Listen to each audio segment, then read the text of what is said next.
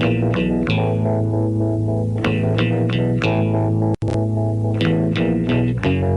to you, my trusted friend. We've known each other since we were 9 or 10.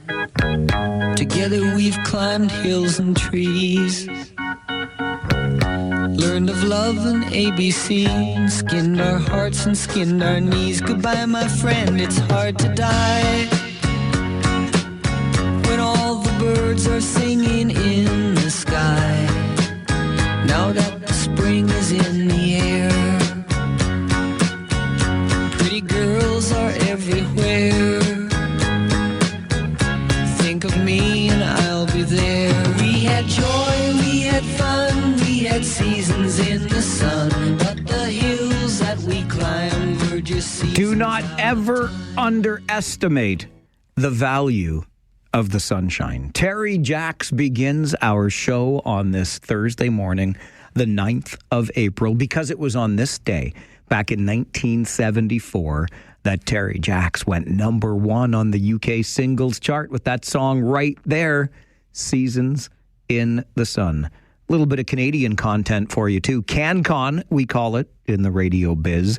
Jacks became the first Canadian to score a number 1 since Paul Anka in 1957.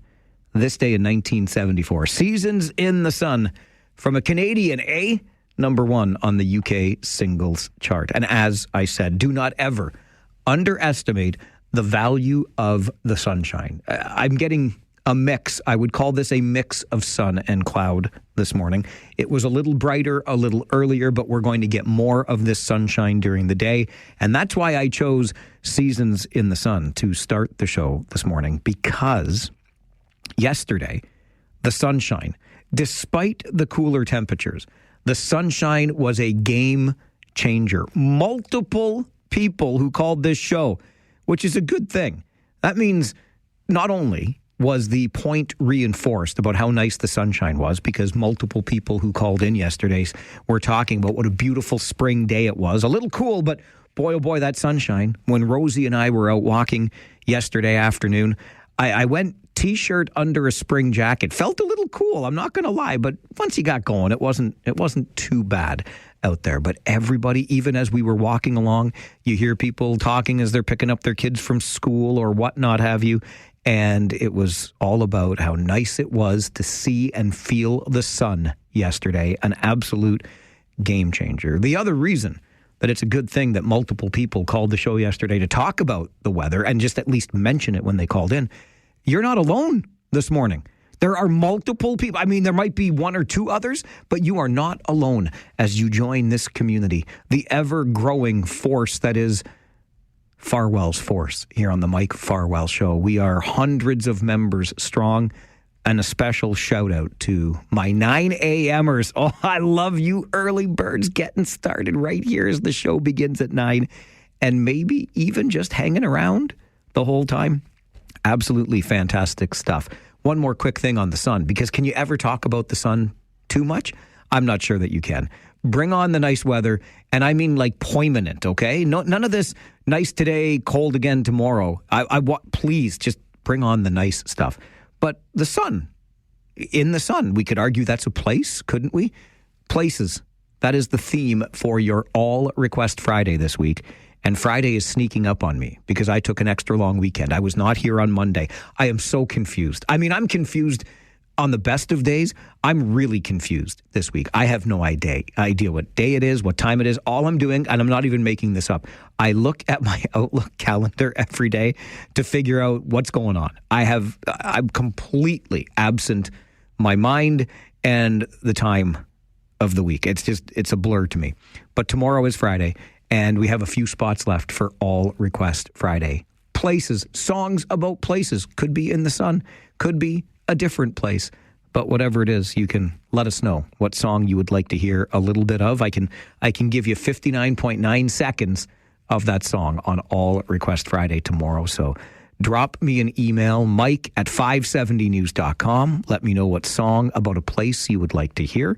Or when you call in to talk to us on the show today, you might be among those multiple people You can let Dev know what song you'd like to hear on All Request Friday tomorrow. The theme is songs about places, and you know the numbers, 519-570-2545, star 570, and 1-800-570-5715. The minute we begin the show every day, those phone lines are open to you because this is the most interactive radio program you will find anywhere in this region. Let's go right to the phones. Doug, I'm going to have to start calling you a co-host. You're 3 for 3 this week. Every day I start the show, there's Doug. It is now the Doug and Farwell show. Let's go. Let's go. Is it warm enough for you or what? I beg your pardon? Is it warm enough for you? No, it's not. It's not. No, Doug, it's not warm. When it's 25 degrees, ask me again, okay? Oh, that's coming. No, I hope so. You promise? I promise. Okay. I got a question for you, Mike. Yes, sir. When it came down to this deadline about blowing the Iran citizens and blowing up their infrastructure, and people were screaming about war crimes if you did it, has anyone undertaken to charge Mr. Putin with any of this yet? Because that's what he's doing. That's what he's been doing in Ukraine for how many years? Well, he's hitting civilian. He's hitting civilian buildings, civilian infrastructure. The hydro, the gas, everything. He's left people in the dark, freezing cold through the winter. But nobody's. I haven't heard him charged. I just wonder. This, to me, Doug, is one of the glaring weaknesses of NATO.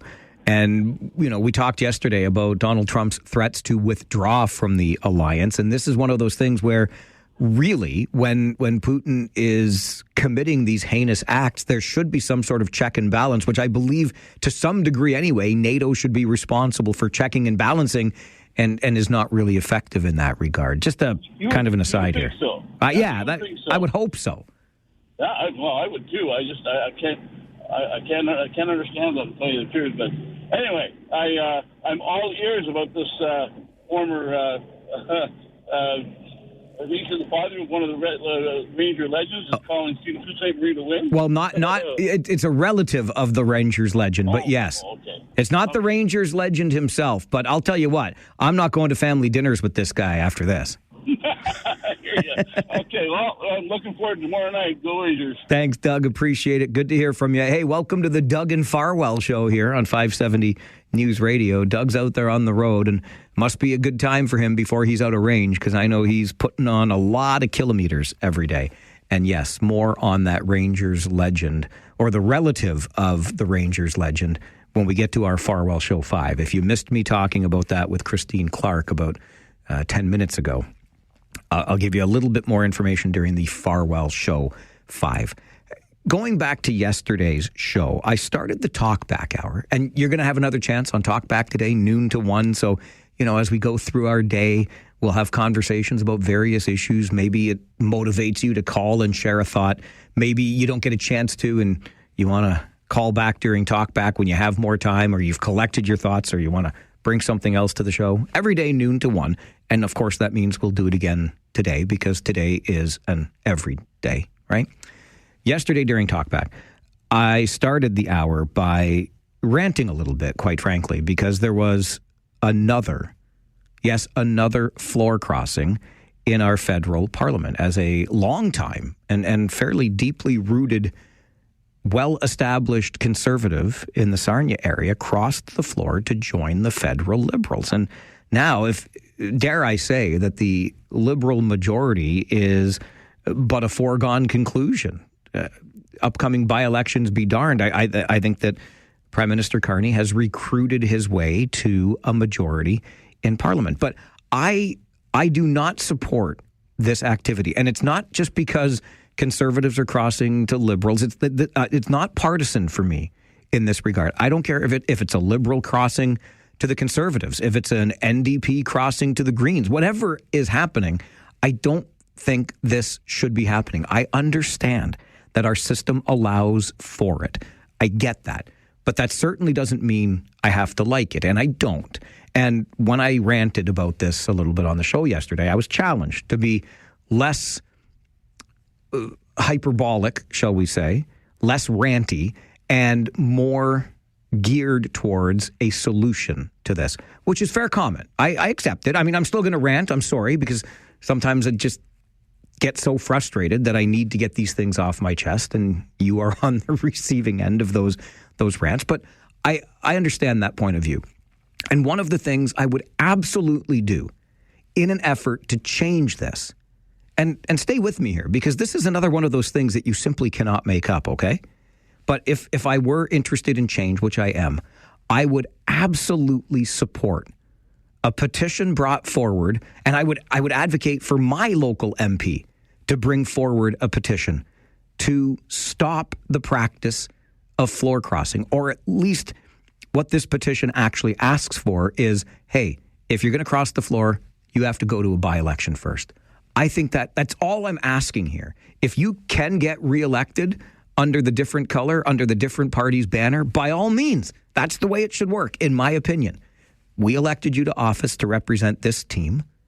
And if you want to represent a different team, then just go back to the same voters and say, hey, I'd like to be elected again for this team. Will you elect me for this team? And we get to choose. That, to me, is a great way for our democracy to work. That's what this petition asks for. It was a petition brought forward late last year. So this is recent times, okay? Let's not be thinking this is decades ago. In the last 6 months, this petition was brought forward by an MP in London, Middlesex, okay? Simply saying, and I'll read this directly from the petition. Unrestricted floor crossing can erode voter trust amid rising political corruption and scandals. Voters, quote, deserve immediate accountability when an MP switches to another party mid-term, potentially altering Parliament's balance without endorsement. So the petition calls for an election if the MP joins another party. Not if they become an independent, but if they join another party, let's have a by-election. Again, if you're asking me to rant less and support solutions more, I support this solution.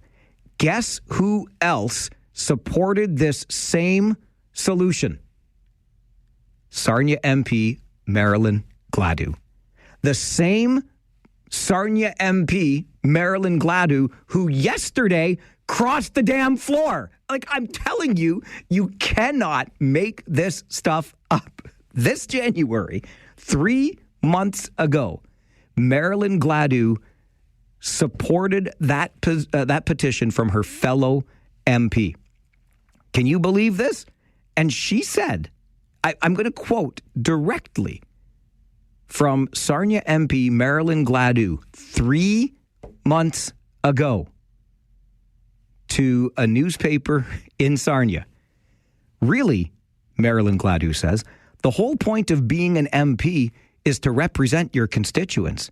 So if they're voting you in under one platform, for you to switch for whatever reasons just seems to me to not be representing what you're supposed to be there to represent. We elected you under this banner. And if you don't want to be under that banner, then we deserve a chance to have a redo. That is a direct quote from Marilyn Gladu. Excuse, a question here in the back. Ms. Gladu, a question here in the back. When do we get our redo? Because we elected you under the blue banner, and now you don't want to be under that banner. Where is the redo? 3 months ago, Marilyn Gladu said there should be a redo. And now she's just like, you know what? I like that red water over there. I'm just going to cross over. I'm just going to cross over. And those voters that I said 3 months ago deserve a redo in this. Well, they don't get a redo because, I get to do whatever the heck I want. And this, again, just reinforces for me, like, the problem with this. How hypocritical are we being? And you want to talk about that erosion of trust? Mine has been eroded further. So I would support the petition as a means of change. So did the latest MP who just went and crossed the floor anyway.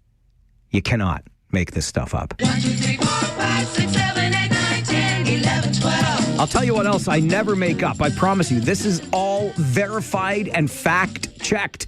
Your Farwell Show 5 each and every morning here on the show. And there are 5 of them. There are 5 things within the Farwell Show 5. You can take that to the bank. Number 1, Waterloo Region will continue to take Wilmot's water. Regional Council voting yesterday in favor of continuing to draw 30 liters per second of water from Wilmot's supply to support growth in the rest of the region. Councillor Colleen James says it just makes sense to overturn a policy created back in 1980. I think we're working with outdated policy here. And that outdated policy is if it's not current to time and place, we're setting ourselves up for future challenges with our systems. Regional staff say continuing to draw the water from Wilmot will not have a negative impact on the township. Number 2, more than 84,000 houses in Ontario are owned as investments by businesses or for-profit government entities like public sector pension funds. That's according to new data from Statistics Canada. Makes up about 2% of Ontario's total housing stock. Meantime, 13% of the housing stock in this province, or 540,000 houses, are owned as investments by people, not companies. Market watchers say corporate ownership of single-family homes for rental income is believed to be more common in the U.S., but this data suggests the trend is on the upswing here in Canada as well. Number 3 on your Farwell Show 5 this morning for the second straight year, Kitchener Rangers head coach Jussi Ahokas has been nominated as the OHL Coach of the Year. Ahokas just led the Rangers to their 3rd highest point total in history and their 2nd straight 100-plus point season. That's never been done before in the history of the Kitchener Rangers franchise. Ahokas won the Coach of the Year award last year. The last coach to win the award in back-to-back years was Andre Tourigny. They call him Bear. In fact, former Kitchener Rangers head coach Steve Spott gave Andre Tourigny the nickname Bear. Anyway, Bear, Andre Tourigny, won back-to-back Coach of the Year awards when he coached the Ottawa 67s, 2019-2020. He now coaches the Utah Mammoth in the NHL. Number 4, the second round of the OHL playoffs got started last night in Brantford, and the Bulldogs laid a whooping on the North Bay Battalion. Make the final 8-1 as the Bulldogs take the 1-0 series lead in the Eastern Conference semifinal. The other Eastern semi gets underway tonight as the Barrie Colts host the Ottawa 67s. Kitchener opens its Western Conference semifinal with the Sioux tomorrow night. And this goes back to what Doug alluded to when he phoned earlier. We have on the show today a relative of a Kitchener Rangers legend. And I do mean legend. Like, you know, the Rangers' new level of legacy. I think this name might be the next name added to it. That's how legendary this former Kitchener Rangers legend is. He's a former captain of the team. His cousin, the cousin of this former Rangers legend, is picking the Sioux to win the series over the Kitchener Rangers. You'll find out why. This cousin, he's got the guts to join this show this morning around 11:15. I'm telling you, you're going to want... This guy's got some guts coming on this show saying those things, okay? But he's picking the Sioux. You'll find out why when the cousin of this former Kitchener Rangers legend joins the show, 11:15 this morning. And number 5 on your Farwell Show 5 this morning, a 48-year-old Kitchener man has won the lottery, but not the 649 or the Lotto Max. No. Nathan Majuri won the Masters lottery. It's a contest he's been entering every year for more than a quarter century. Due to demand to the prestigious golf club and tournament, the Masters holds an annual lottery to get tickets, giving golf fans the chance to buy 4 tickets to practice rounds or 2 tickets to a day at the tournament. And Nathan Majuri's application was selected this year. He's been at Augusta this week with his dad and his uncle. Way to go, Nathan Majuri of Kitchener. I hope that your success rubs off on me. Is that too selfish? I'm sorry. I annually go into the lottery for tickets to Wimbledon. I want to go. You can go to Wimbledon and hang out on the grounds for, I think it was £25 a day. I can't remember the number for when I was there. But if you want to actually get in to center court for like the good seats. There are only so many seats and there's so much demand. So you enter a lottery every year just for the right to buy tickets. I've been doing this for I don't know how long. I've never had any luck, but Nathan Majuri did have that luck, and he and his dad and his uncle taking in some practice rounds at Augusta National in Georgia, a beautiful golf course as the Masters comes up this weekend.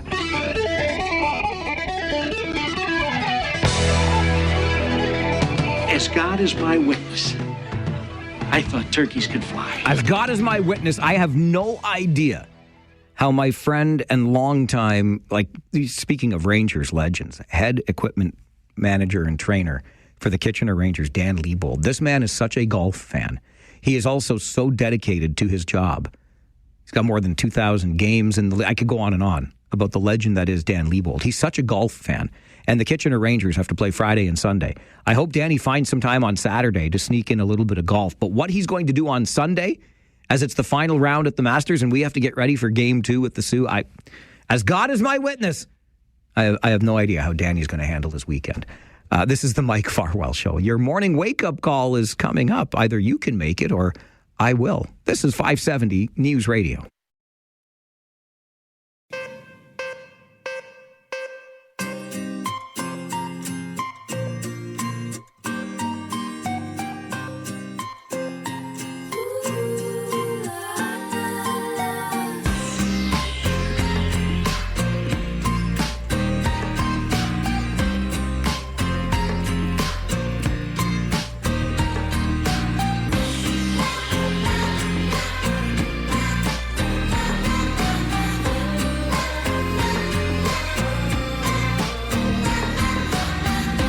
I must confess, I feel a little bit for Wilmot Township when it comes to that decision made by Regional Council yesterday that it will continue to draw water from Wilmot's water supply to support the rest of the region. Again, this is a policy that's been in place for decades, and for the last many years, I think we're going back 6 or 7, certainly more than 5 years, the region has been drawing this additional 30 liters per second from Wilmot, contrary to that old policy dating back to the 1980s and without anybody's knowledge, which I guess also goes to show that it can be done without any really negative impacts on the township. But the fact that it was being done without the knowledge of council and contravening this old policy is a little bit frustrating.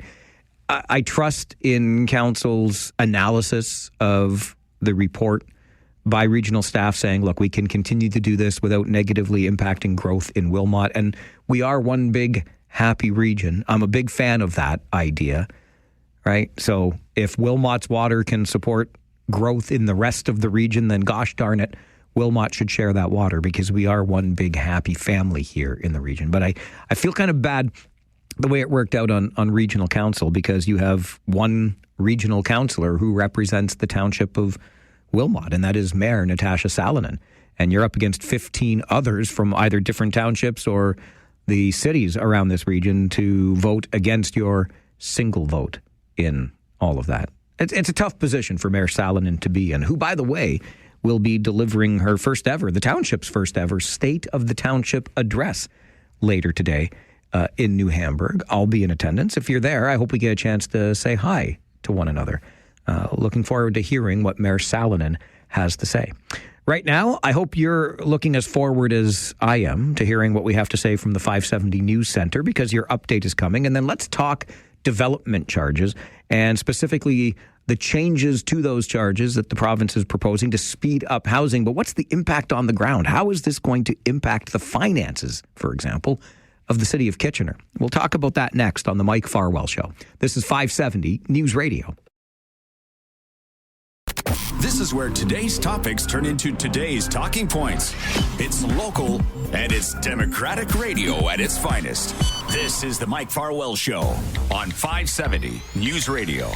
To see this happen, two issues conspiring unintentionally against us on development charges, which is supposed to be an entity unto itself that funds itself, potentially put us at risk of this massive thing that could end up falling on the taxpayers without any control from this council whatsoever, is extremely disappointing. So we are where we are. Staff's going to do their work, but as others have mentioned, we have to have some significant advocacy on this to make sure that the province is aware of what they've done. And again, perhaps unintentionally, that we all want to build more housing, but some of us are much further behind the 8 ball than others. The Mike Farwell Show continues on 570 News Radio. That is Ward 1 councillor in the city of Kitchener, Scott Davey, who also happens to be the city's finance chair on council. At a meeting last week of our Finance and Corporate Services Committee in Kitchener, where councillors were presented with a report from staff about development charges. It was the development charges financial update, and obviously that update caused a little bit of concern, as you heard there in that clip. Fortunately, we have Councillor Davey and Chair of the Finance Committee with us on the show this morning to go into a little more detail with this. Scott, good morning. Morning, Mike. Thanks for having me on. Oh, thanks very much for making the time about what is an issue that if folks aren't aware of it or just have a passing understanding, I think they might be feeling it more in the future. Let's get into that. You talked in that clip we just heard about a risk that the city of Kitchener now faces. What is that risk as these two issues come together? Yeah, so I guess for your listeners, just like a quick explanation of like development charges, what they're supposed to be whenever there's, think about a new subdivision is the easiest way of thinking about it. When we build a new subdivision, the municipality charges a surcharge amount of money to pay for all of the things that subdivision needs. So it's like pumping stations, like underground infrastructure is a big part of it. But there's also things like parks and community centers and that sort of thing. So there's always been this ongoing argument whether the new people that move into that subdivision should pay for it all up front, or should the rest of the taxpayers in the city of Kitchener pay for it. I'm in the first camp. I think that the new people should largely pay for the things that they exclusively need. And then over time, like up front when they purchase that home, and then when their property taxes come online, that's the funding source to make sure that we can, keep them up to date and restore them over time and that sort of thing. So what's happened is there's very clear rules on how much you're supposed to charge. And Kitchener's been really great. Like we understand there's a housing crisis, but even before that, we always were one of the lower. We had one of the lower charges, and combined with the region across Ontario. And what's happened is the province has made a bunch of changes with good intentions to try and make housing less expensive. But those changes have come at the cost of these development charges that we're supposed to pay for things, and that's where we are now. We've created this huge potential issue. So what is this report identifying, Scott, by way of warning? As we look ahead at these changes, what's going to be the financial impact for the city of Kitchener? So between in the last few years, the debt in that DC charge has been about $70 million. And again, that's not that's not unusual because, again, we collect them over time. So those things sometimes are supposed to go into debt. And then as new homes are built, that burden is on those new developers. It's not on the rest of the taxpayers. But because of the changes the province has made, that's instead of that coming back into balance, it's going to keep growing up to a potential, if we don't do anything, that is, $175 million debt in that area by 2032. I think you just said the magic words there, if we don't do anything. And again, I'll go to what you alluded to in the short clip we played to start this conversation. That could mean, I suppose, and I guess this is the work of council now moving forward, but one of those things that the city could do in order to protect against this increasing deficit is increase property taxes. Yeah, and I'm not going to lie, that is, I am determined to make sure that isn't a scenario that occurs because, again, the province perhaps unintentionally created this, and there is an issue as well with the water situation, the lack of water situation in the region, because if we can't build new homes, we obviously can't collect those development charges as well. So those are two things. But we're going to work really hard, number one, to communicate to the province to explain this and hope that they come to the table and fill the hole that they created. And so that's one path we're taking. The other path we're taking is looking at what we have in our development charge forecast, like things we have to build. These are important things like pumping stations to support new developments. Some of those things may have to be deferred into the future to make sure that we don't put an undue burden on the taxpayers. We do have a lot of work to do, but like that's the path forward right now. I heard Mike Moffat from the Missing Middle, and somebody whose expertise is relied upon frequently when it comes to issues around housing. And he suggested something like a pumping station, for example, Scott, which has a lifespan, he suggested, of 75 years. Instead of funding that through development charges, could it be funded through a 75-year debenture and then paid for by a surcharge for everybody who is using that water, as opposed to just the new residents of that community? Is that an option? Can we get creative like that? Is he on to something here? See that, and that's the trick, right? And it's more of a political argument, I think, in my mind. And like Mike and I have, sparred over this in the past. But I guess the question I'd put to, again, I maintain that for things that are solely the use of new residents, they should have to pay for that up front, right? Like we have to build a pumping station that's only going to service these 100 people. Those 100 people should have to pay for that up front, and then over time, their property taxes, that will be the replacement in 75 years. That's my stance. There's other things that we should be changing, like, community centers and, our recreation center that we're building in the South End, for example. I don't think that really should be on the backs of development charges exclusively, because we all use those. So there should be some different formula. But in my mind, if something is exclusively for one area, they should exclusively pay for it. I think one of the other important narratives to talk about here is the fact that for more than 10 years now, Scott, the city of Kitchener has done a remarkable job at keeping tax increases at or below inflation. Yeah, that's what's really killing me. That's why I lamented a bit on council about how this situation, because we have over the last 10, 15 years, we used to routinely run year-end deficits. We've been on a streak now of don't even know, like, not counting COVID, of course, but I think it's 10 plus years of straight surpluses. The debt that our taxpayers are supposed to worry about, we've cut down significantly over the years. So to have this sort of come up out of nowhere that has nothing to do with our control or jurisdiction is really disappointing and challenging. How have you managed to do that when we are getting double-digit increase? And I'm not trying to pit one municipality against another. Please don't misunderstand. But how has Kitchener managed to do that? Honestly, it started more than a decade ago. What we did is we really built a culture of efficiency and accountability. A lot of this has to do with our staff. It's a culture of staff that they want to be.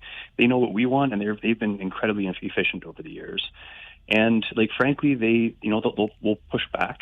We'll try not to stray out of our jurisdiction when we can. It's really been strong financial management, making sure that we go through the budget clearly, and we try not to be bigger than what municipalities are supposed to be. When this announcement about the changes to development charges was made, and this was a provincial federal Ford Carney kind of co-announcement, $8.8 billion was the amount of funding attached to it. Would that be something that the city of Kitchener then wants to tap into when you talk about this advocacy that needs to happen? Exactly, yeah. So, like I said earlier, my only fear is every municipality has been making these development charges different, and some, frankly, have been abusing it. It's not to throw them under the bus, but it was a bit of a joke to me about roughly a year ago, for example. The city of Vaughan cut their development charges in half, and they got a lot of credit for it. But the city of Vaughan still charges roughly $151,000 overall in their development charges for a new home, whereas we're about $75,000 on average.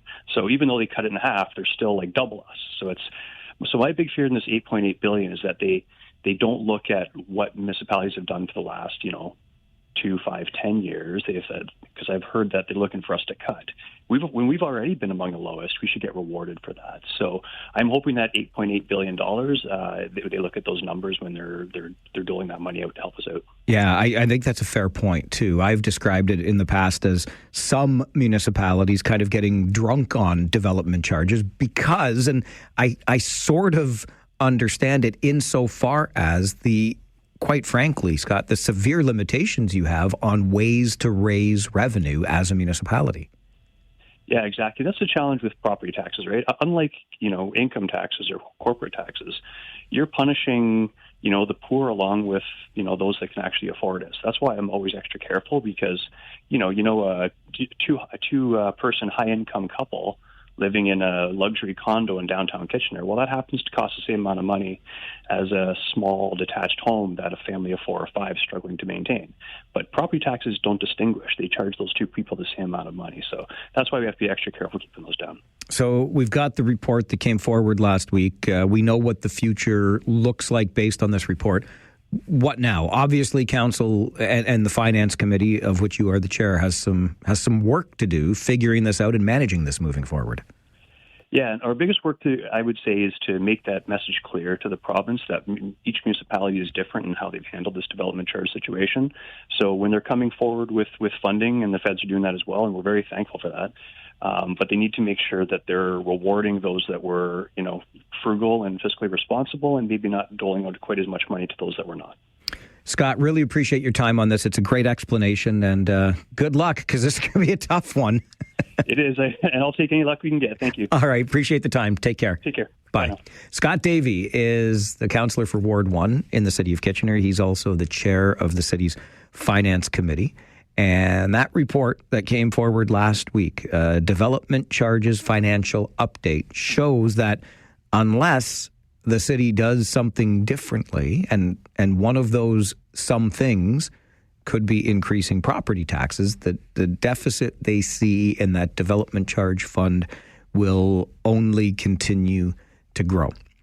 And so the appeal here from the City of Kitchener, and I can certainly understand that, is to the province saying, hey, let's look at the lay of the land here. Let's look at the fact that, even though Vaughan, to share the example that Councillor Davey just shared, has cut its development charges in half, those reduced development charges by half are still twice as much as the development charges in the City of Kitchener, where the charges currently are among the lowest in the entire province. Where's the reward for keeping them so low?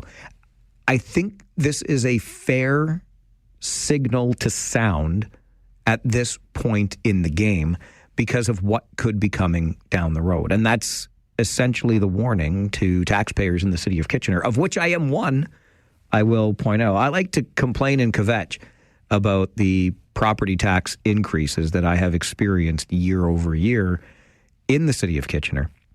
But if you break it down over the entirety of the time that I have been in the home that I am in, I'm a shade over, well, I'm coming up on 4%. And that's total. That would include regional taxes in there as well. But I'll just leave that aside. Over time, it hasn't been insurmountable or unsustainable for me as an individual or for us as a family. But if increases to property taxes are going to have to be levied because of these development charge changes, this is the signal from the City of Kitchener to say, get ready for that possibility as they go about their work now of trying to avoid that eventuality. Great explainer here of development charges. Should growth pay for growth? Should the new residents coming to a city pay through development charges for the infrastructure that is required to support the neighborhoods they are living in? That's kind of the theory. And I can get behind what Scott Davey is lobbying for here, insofar as those pumping stations and that underground infrastructure is different from, say, a community center that we will all use. That underground infrastructure, those pumping stations, etc., strictly created for that new housing. You want to be a part of that new housing, then the development charges are part of that. Growth pays for growth. You okay with that? Or is there another way to look at this?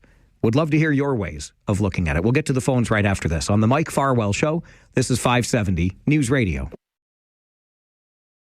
The City of Vaughan still charges roughly $151,000 overall, whereas we're about $75 on average.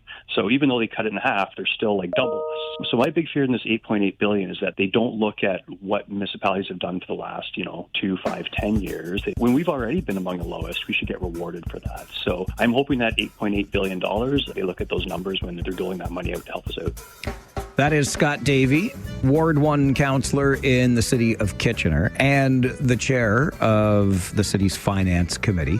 A report prepared for said committee last week warns of a shortfall in development charges in the years ahead. This is not immediate. This is sending the signal now that this advocacy work has to begin. That's what you heard Scott talk about in the conversation we just had.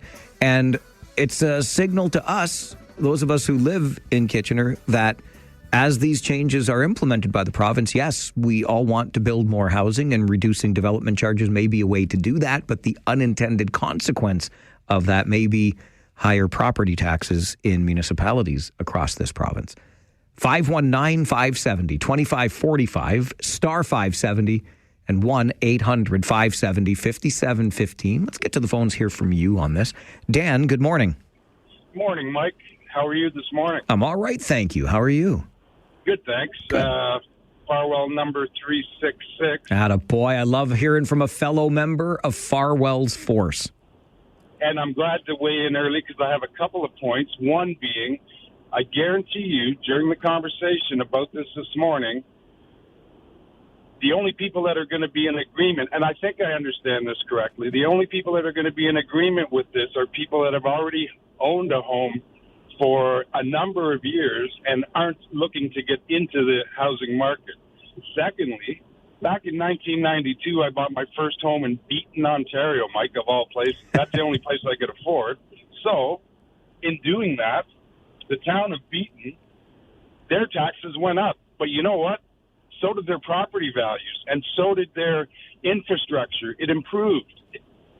If I was to be put on the hook for all that new infrastructure when I bought that home, Mike, in 1992, I wouldn't have been able to buy it.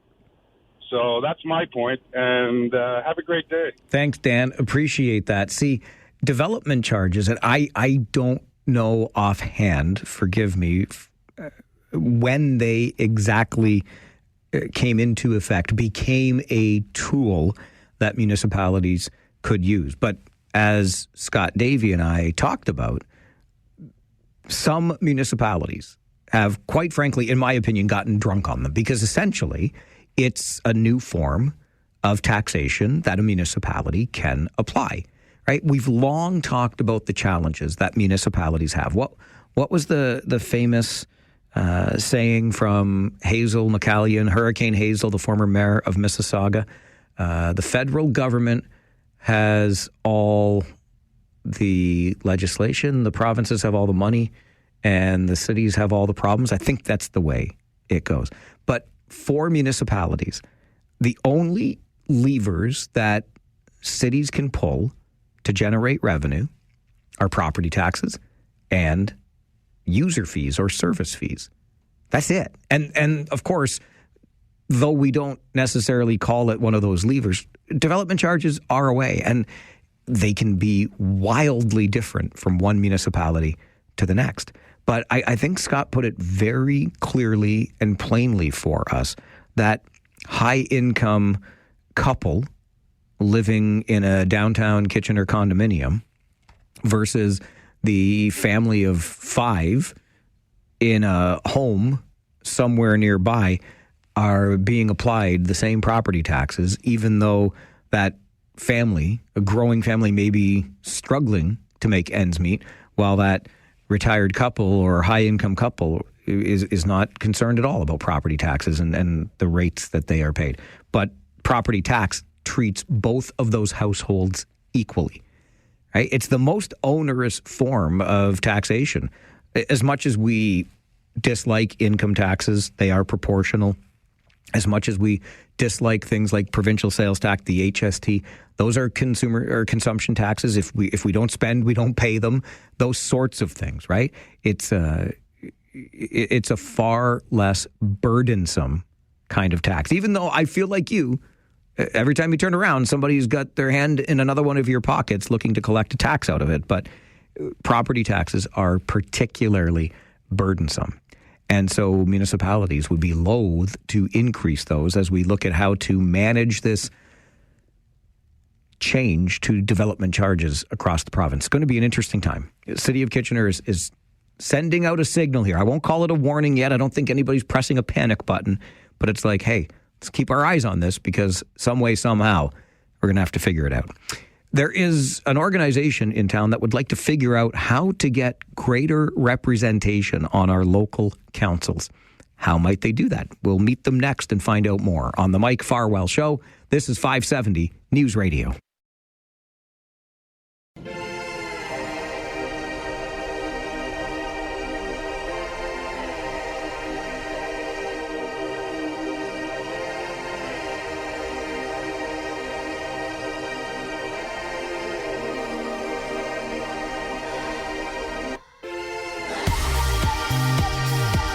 Well, if the conversation we were having off the air is anything like the conversation we're about to have on the air, you're in for a treat. You know how passionate I am about local politics. We have a municipal election coming up later this year, don't you know?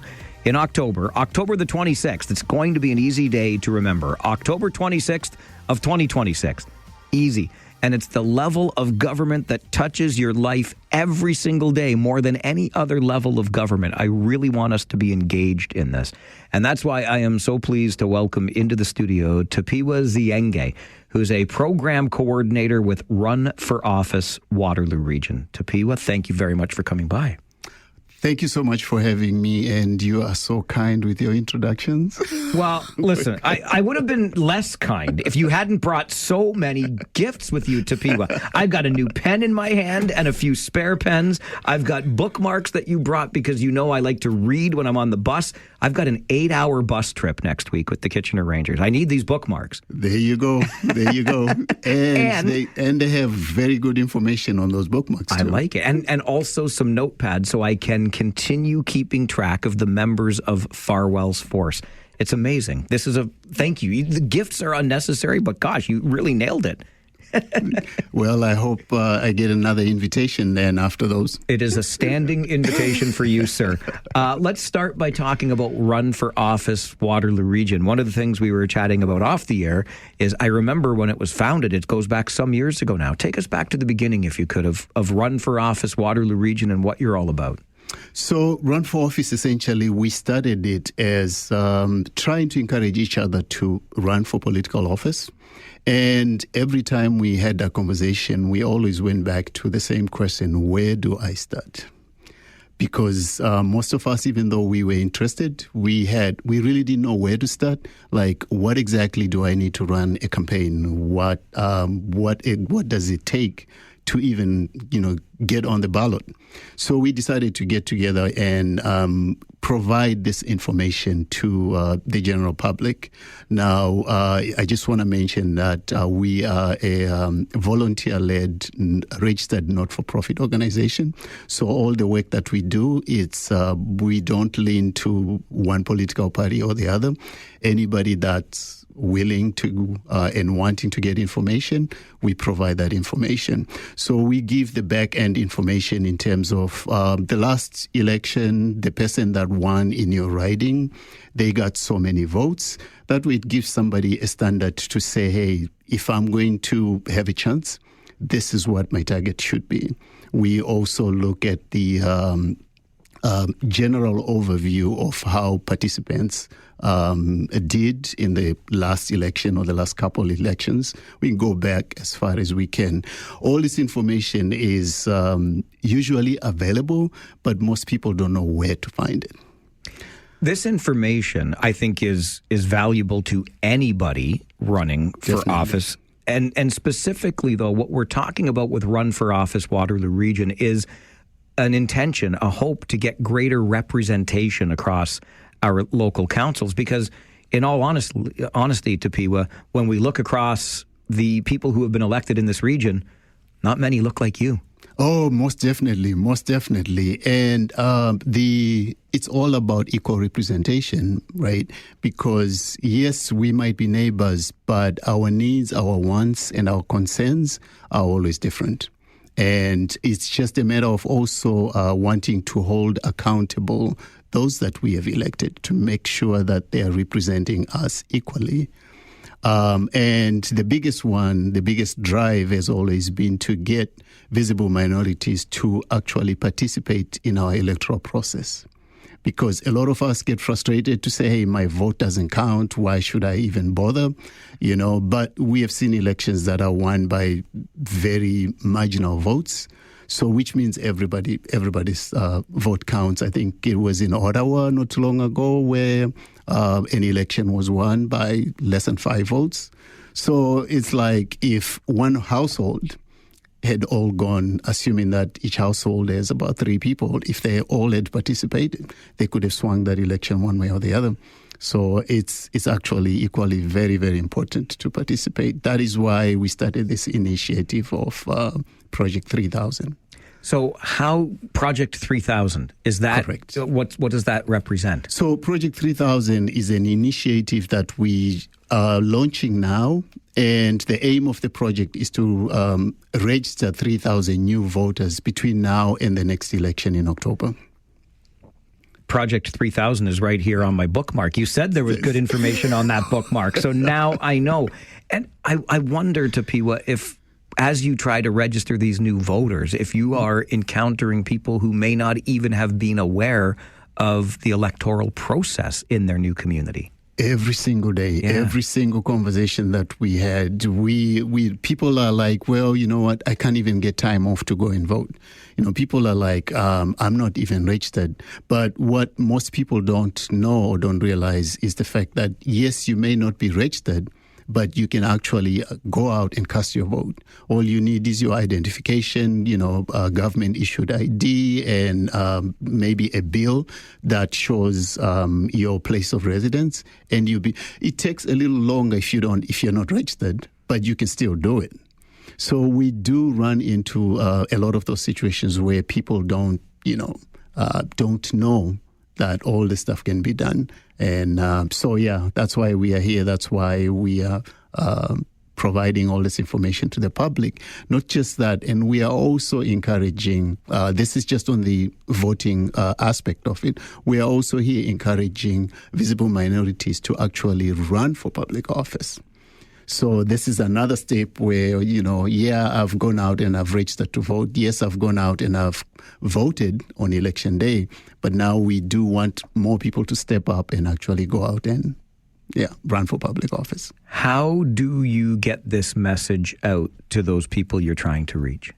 Well, by coming to programs like yours, by shining a spotlight on this very necessary initiative that we are running. We do special community events, grassroots community events, where people that are having, could be their AGM, it could be a picnic in the summer, it could be any event that they have. They invite us, we come in and we talk to the general public to say, hey, this is important. And there are events that we also host, like we have one that's very exciting. We call it the Guest Speaker Series. This is where once a month, that's every first Friday of the month, we bring in somebody that has ran before, whether successfully or not. They'll come and talk to, anybody who's interested to say, hey, this is what it took me. These are the issues that I ran into just running my campaign. And, those that are interested in running, those that are on the fence, they hear all this information, and it's just a laid back conversation, where you can ask all kinds of questions in terms of finances, what are the regulations, things that normally you would dig up, on the internet to find. And yes, if you find it on the internet, it doesn't necessarily mean that it's true. So you got to distinguish between, okay, what's true and what's not.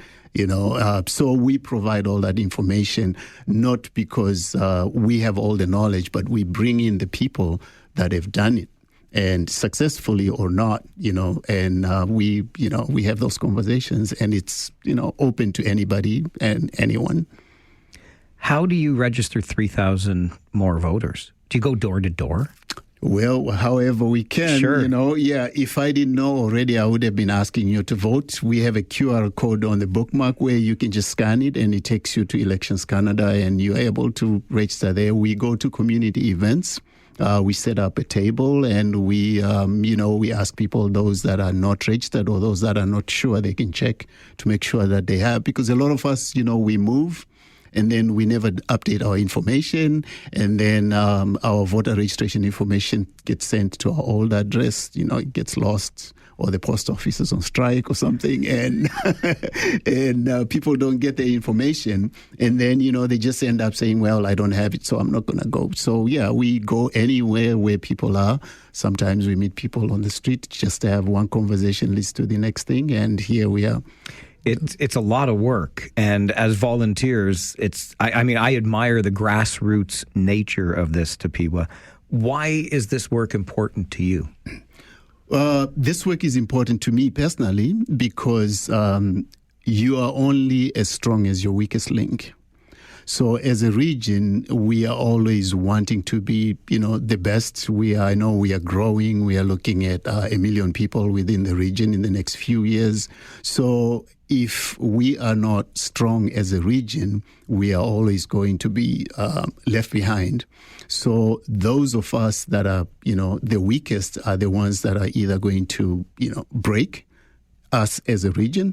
So we target those people, which is the visible minority. So by bringing those numbers up, everybody else's numbers are going to come up. And we would get way better than, I think the last election was like 25% of eligible people went out and actually voted. So we would like to see those numbers jump up to, 75 and above. That's why we do this work. That's why I personally am involved in this work, and that's why it's important to me. How can I help? Should I talk louder? I want that same turnout to Tapiwa. Let's get 75%. Let's do that. Yeah, you know what? You can help by keeping this conversation alive. We can talk as much as we can. And I know you do talk to a lot of people, a lot of organizations. Wherever possibilities are, we are always open to collaborate, to partner with individuals and organizations to push this agenda as much as we can, and bring our region up as much as we can. 6 years now, run for office. Waterloo Region started in 2020. What progress have you seen over these 6 years? Over the 6 years is the conversations have changed. Initially, when we started, we were getting a lot of, this is not for me. It's not for people like me. I don't have time. I'm just trying to keep a roof over my head. I'm just trying to feed my kids. I'm just trying to work. I don't have time. But the decisions that are being made every single day in different boardrooms, in different offices by public officials, they affect us on each and every day. You have kids that go to school. You have healthcare issues. Your garbage hasn't been picked. I think just recently they changed our garbage systems. So all those things are things that are, decisions that are being made every single day. And at Run for Office, we have a saying that says, if you are not at the table, most likely you are on the menu. So you have to, we look at this as a participation sport, not a spectator sport. Because if at any sport that you go to, if you're sitting in the stands, you can yell as much as you can. But unless you're actually participating, you can't score a goal. Yes, it can encourage those that are playing, or if they are focused, they shut out all the noise and they just try to do whatever they do. The beauty of it is if somebody is focused like that and they shut out all the noise, so you can complain all you want, they're not going to hear you. So you should be able to, at least talk to your representative to say, hey, here are my concerns. You've been elected 2, 3 or so many times, and none of those have been addressed. What are you? Because they always come knocking on your door when elections are coming. So they're coming in October. You see them in October. So be prepared to, when they come to your door, ask them questions. Tell them what you are not happy about, what they did. Ask them what they are going to do. So we have always said that if we have 2 or 3 organizations that can come up together and, and say, they want to invite the next people that are going to be representing them, they can put them to task. They can say, hey, here we are, we have 500 people in our organizations. So that's about 500 plus votes that you can earn. You need to come and convince us that you're going to represent what we need. How can people learn more about Run for Office? You can go to our website, Run for Office, and for the number 4, WR, which stands for Waterloo Region.ca. That's our website. You can send us an email, info@runforofficewr.ca. You can find us on social media at runforofficewr.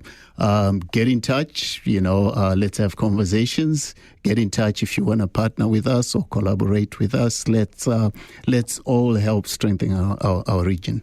It's like Farwell for hire, but it's Run for Office. Run the number 4 office, WR.ca. Tapaiwa, I love what you're doing here. I think this is incredible, and I appreciate you coming in today and sharing this information with us. And the gifts, the bookmarks, the notepads, the pens, these are 3 of my favorite things. Thank you, sir. Thank you, Mike. Now that you told everybody that we have gifts, they're going to expect us to bring a gift when we talk to them. I hope they just keep talking to you. This is a great job, what you're doing. Thanks for this. Yeah. Thank you so much, and we appreciate you sharing a spotlight on this important thing in our region. Tapiwa Zienge. Did I get this right now? Tapiwa Correct. Zienge. Thank you, sir. Program coordinator with Run for Office Waterloo Region. Remember that website, run the number 4, officewr.ca. Run for officewr.ca. Let's get involved. It's an election year. This is the Mike Farwell Show, 570 News Radio.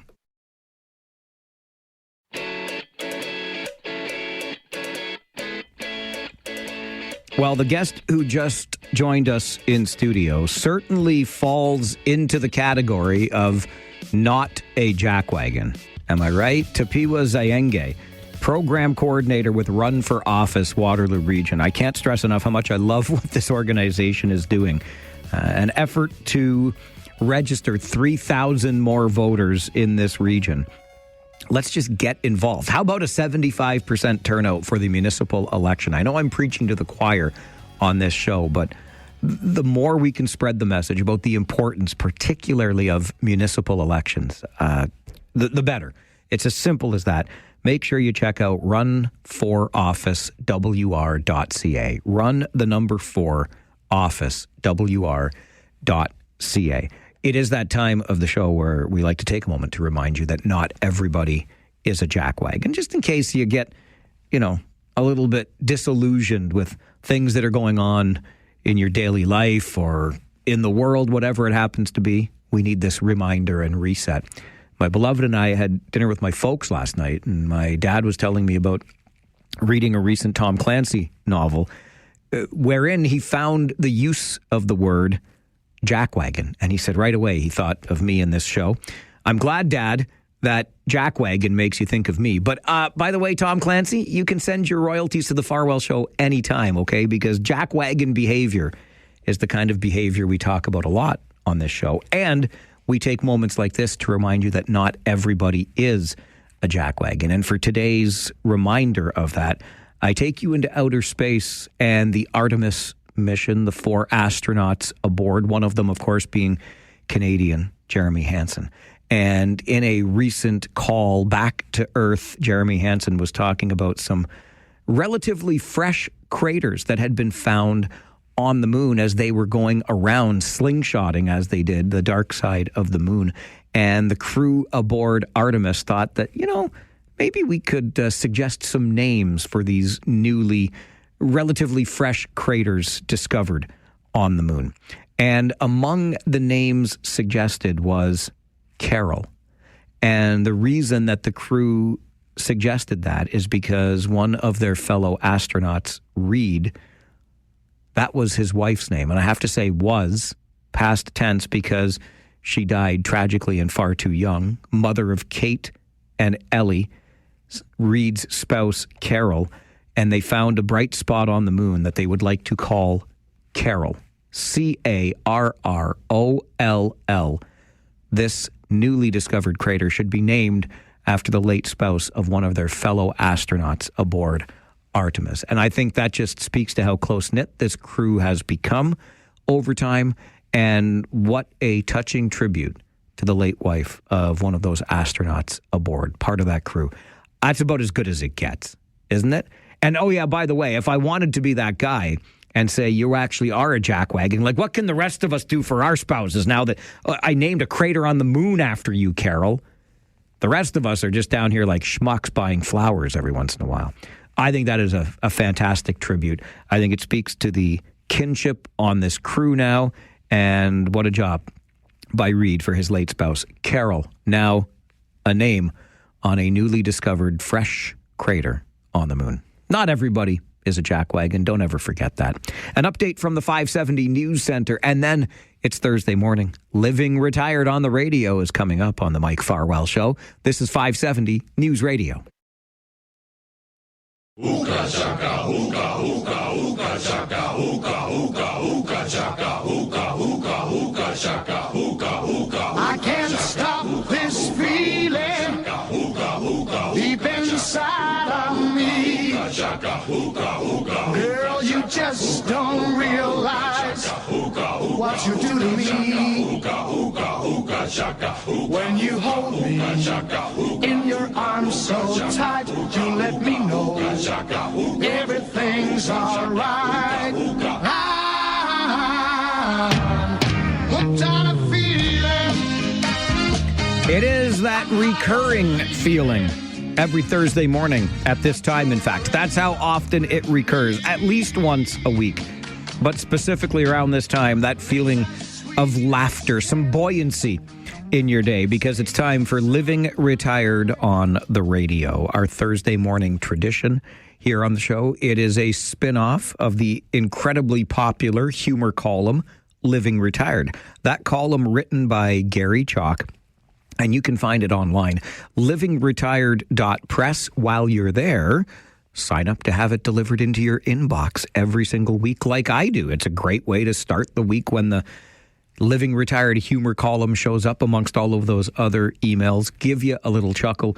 And Gary joins us on the radio for Living Retired every Thursday morning at this time. You can also get Gary to come to your event, be it a corporate event, a retirement party, whatever it happens to be, a service club, as you hear here every Thursday morning. He's got a unique style and always brings the laughs, as he does to us on the show again this morning. Good morning, Gary. Hey, good morning, Mike with a mic, and Mary on her bike, and UK Derek, who's listening in over in Hull, England online. How you doing? I love it. I love it. I love it. Listen, I have a quick confession to make, Gary. Okay. During that news update with Matt, I was doing what people like me do and taking a social media break and wishing the happy birthdays that have come up on my Facebook page. Right. And one of the birthdays today was the man, it's his fault. He first hired me at CKPC Radio in Brantford, Ontario, back in the summer of 1995. I know you and I both traveled those hallowed halls at different times. Yes, I did. Who was the man? Mike Thurnell was the man. Yes. Yes. Goodness, yeah, a lot of good memories there.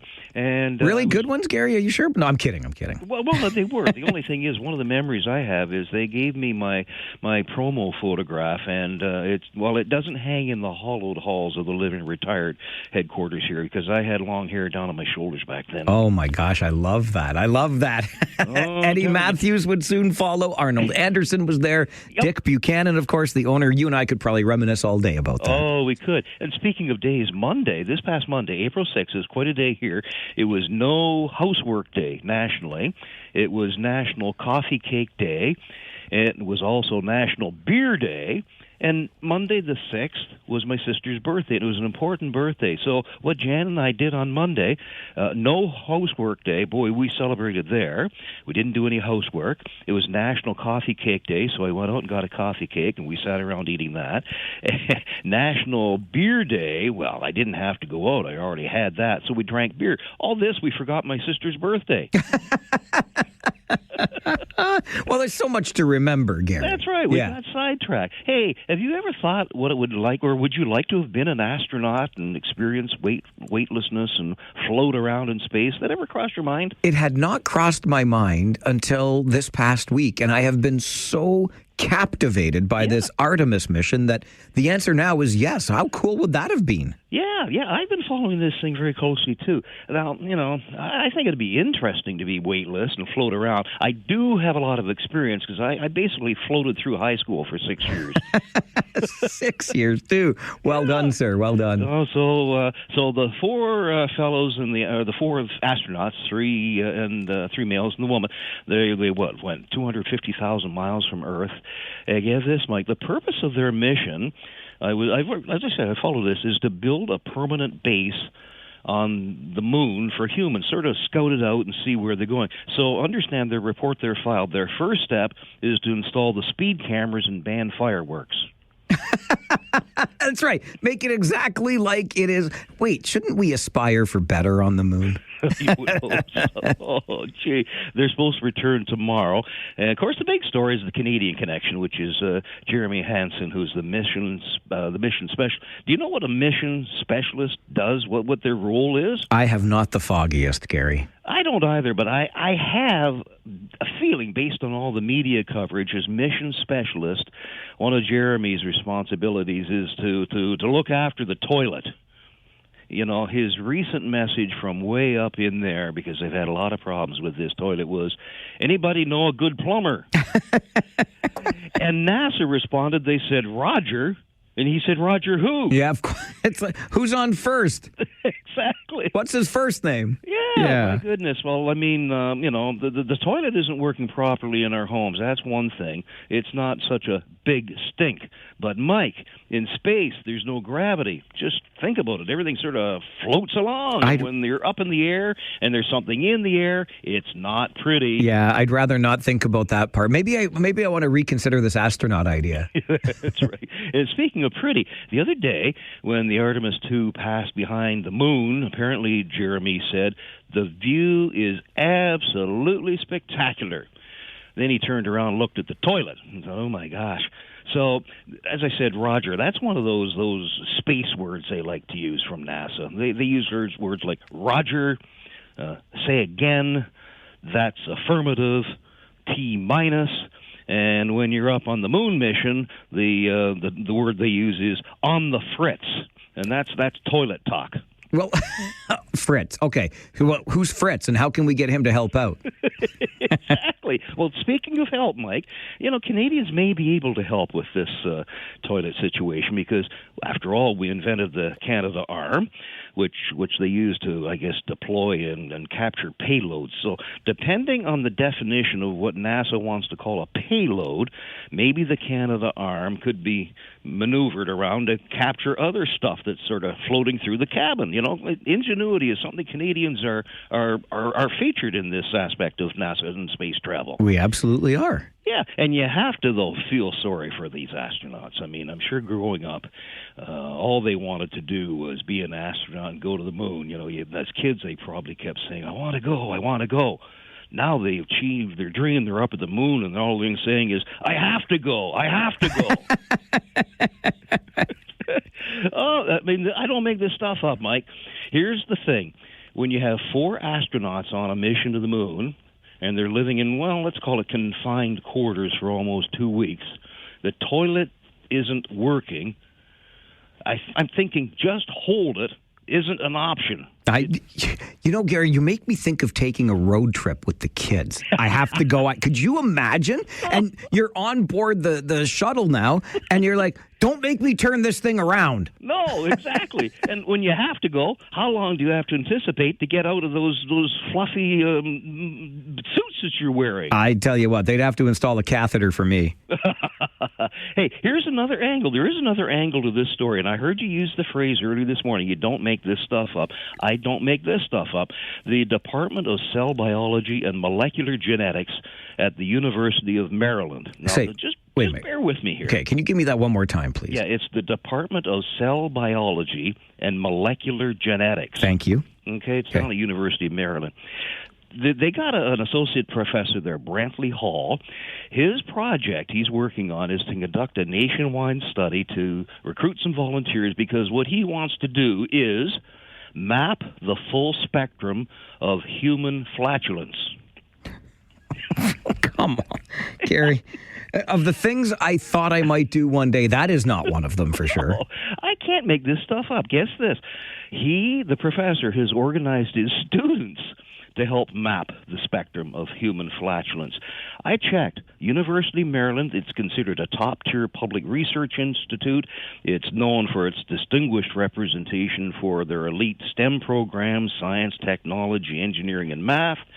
Students out at state, they pay $60,000 annually just in the tuition. Imagine this kid comes home, plops himself in reading week on his parents' sofa, drinks their beer, watches their TV, and his dad says, well, what are you doing there? And he said, well, I'm now studying flatulence.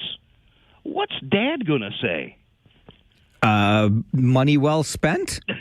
You got me there. But there is some science behind this, Mike. Apparently for decades, physicians, they've struggled helping their patients with intestinal gas complaints. So, to address this challenge, University of Maryland, they have now developed, here it is, smart underwear. We got smart watches, smart thermostats, smart calendar, whatever. Now there is smart underwear. So this is how it works. Smart underwear, this thing, it's a wearable device that you snap into your underwear. And this device goes to work 24/7, right around the clock, using electrochemical sensors to track your intestinal gas production. That would be called the IGP. I'm sure they have acronyms for all this stuff. I'm sure they do. Yeah. So far, Mike, the results from the smart underwear device indicates that healthy adults produce a flatulence on average of 32 times a day. Now, I'm not going to ask if you're healthy or otherwise. I mean, that's getting a little too far. But anyways, what's interesting is this. They say that is about double the frequency previously reported in medical literature. I'm not a person who typically reads the New England Journal of Medicine, but if they had a column in there talking about flatulence, I'd just move on to the next story, I'm sure. I think I would too. Yeah. So also, they've discovered individual variation was extreme. Daily totals ranged from as few as 4 flatulence events. We got weather events, now we got flatulence events. And it could be 4 to as many as 59. 4? That's quite the wide range, Gary. It is. And to capture the full range of variation of flatulence events, the professor with his students, again, these are the ones paying $60,000 a year to go, they've discovered there are the Zen digesters, and the Zen digesters are people who consume a high fiber diet, which is considered 25 to 38 grams of fiber a day, but they still experience minimal flatulence. The other, and you don't want to be part of this, the other group is called the hydrogen hyperproducers. Hydrogen hyperproducers. They have a lot of gas. Let's just leave it at that. You know what what smart underwear could do, along with tracking this stuff, Gary? I can understand the scientific value. I get it. But the smart underwear should also have a warning system. So when a flatulence event is about to occur, it could just emit a little beeping sound so people can clear the room if they need to. That's right. Mike, you're more than just a pretty face. I'll tell you, face for radio right here. Oh, I'm telling you. Mike, with everything going on, here you got these astronauts who are whizzing through space and having trouble having a whiz in space. Then you got this smart underwear. You got the broken toilet. It gives a whole new meaning to Houston. We have a problem. Roger that. Roger. Thanks, Gary. Take care. Go Rangers. Go Rangers. Gary Chalk. Oh, boy. Gary joins us Thursday mornings, 10:30 for Living Retired on the Radio. Your reminder, you can find the column that he writes, Living Retired. That's where this all started, with his column at livingretired.press. And when you go to that website, livingretired.press, you can sign up and have that column delivered directly to your inbox. Why not get in touch with Gary as well and have him bring that unique style to your event, be it a service club, a corporate event, whatever it happens to be. Gary is happy to be your guest speaker because he brings his own unique style everywhere he goes. livingretired.press and Living Retired on the radio each and every Thursday morning at 10:30 here on the program. Go Rangers, Gary finishes with. As you know, the Kitchener Rangers are opening their second round playoff series against the Sault Ste. Marie Greyhounds tomorrow night. I've already been in touch today. I got buddies up in the Sault. I will not tell a lie. I love the folks up there. I really do. And, of course, they'll be making their trip here. So I've been texting back and forth with one of my friends with the team up there. And they're on their way here today, obviously, to get ready for that game tomorrow. And I've been hinting at this through the morning. I just want to remind you that before 11:30, in and around 11:15 today, we're going to be joined on the show by a relative of a Kitchener Rangers legend. There's no two ways about the legendary status of this Kitchener Ranger. And his cousin is picking the Sault Greyhounds to win this playoff series with our Kitchener Rangers. There's probably a reason for it. We'll find that reason out when the cousin of this Rangers legend joins our show this morning, just after 11:15. Right now, we'll take a quick break. When we come back, it caught my attention. It caught my attention from the police blotter in Wellington County over the weekend. And I have questions. I have many questions, actually. We'll discuss them coming up on the Mike Farwell Show. This is 570 News Radio.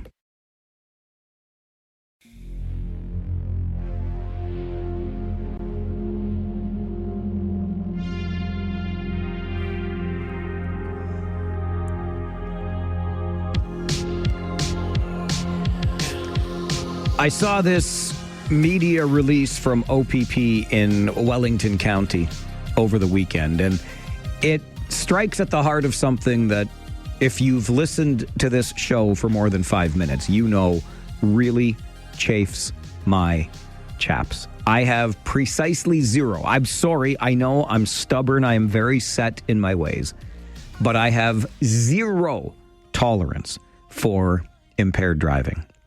And that's why this story is particularly vexing to me.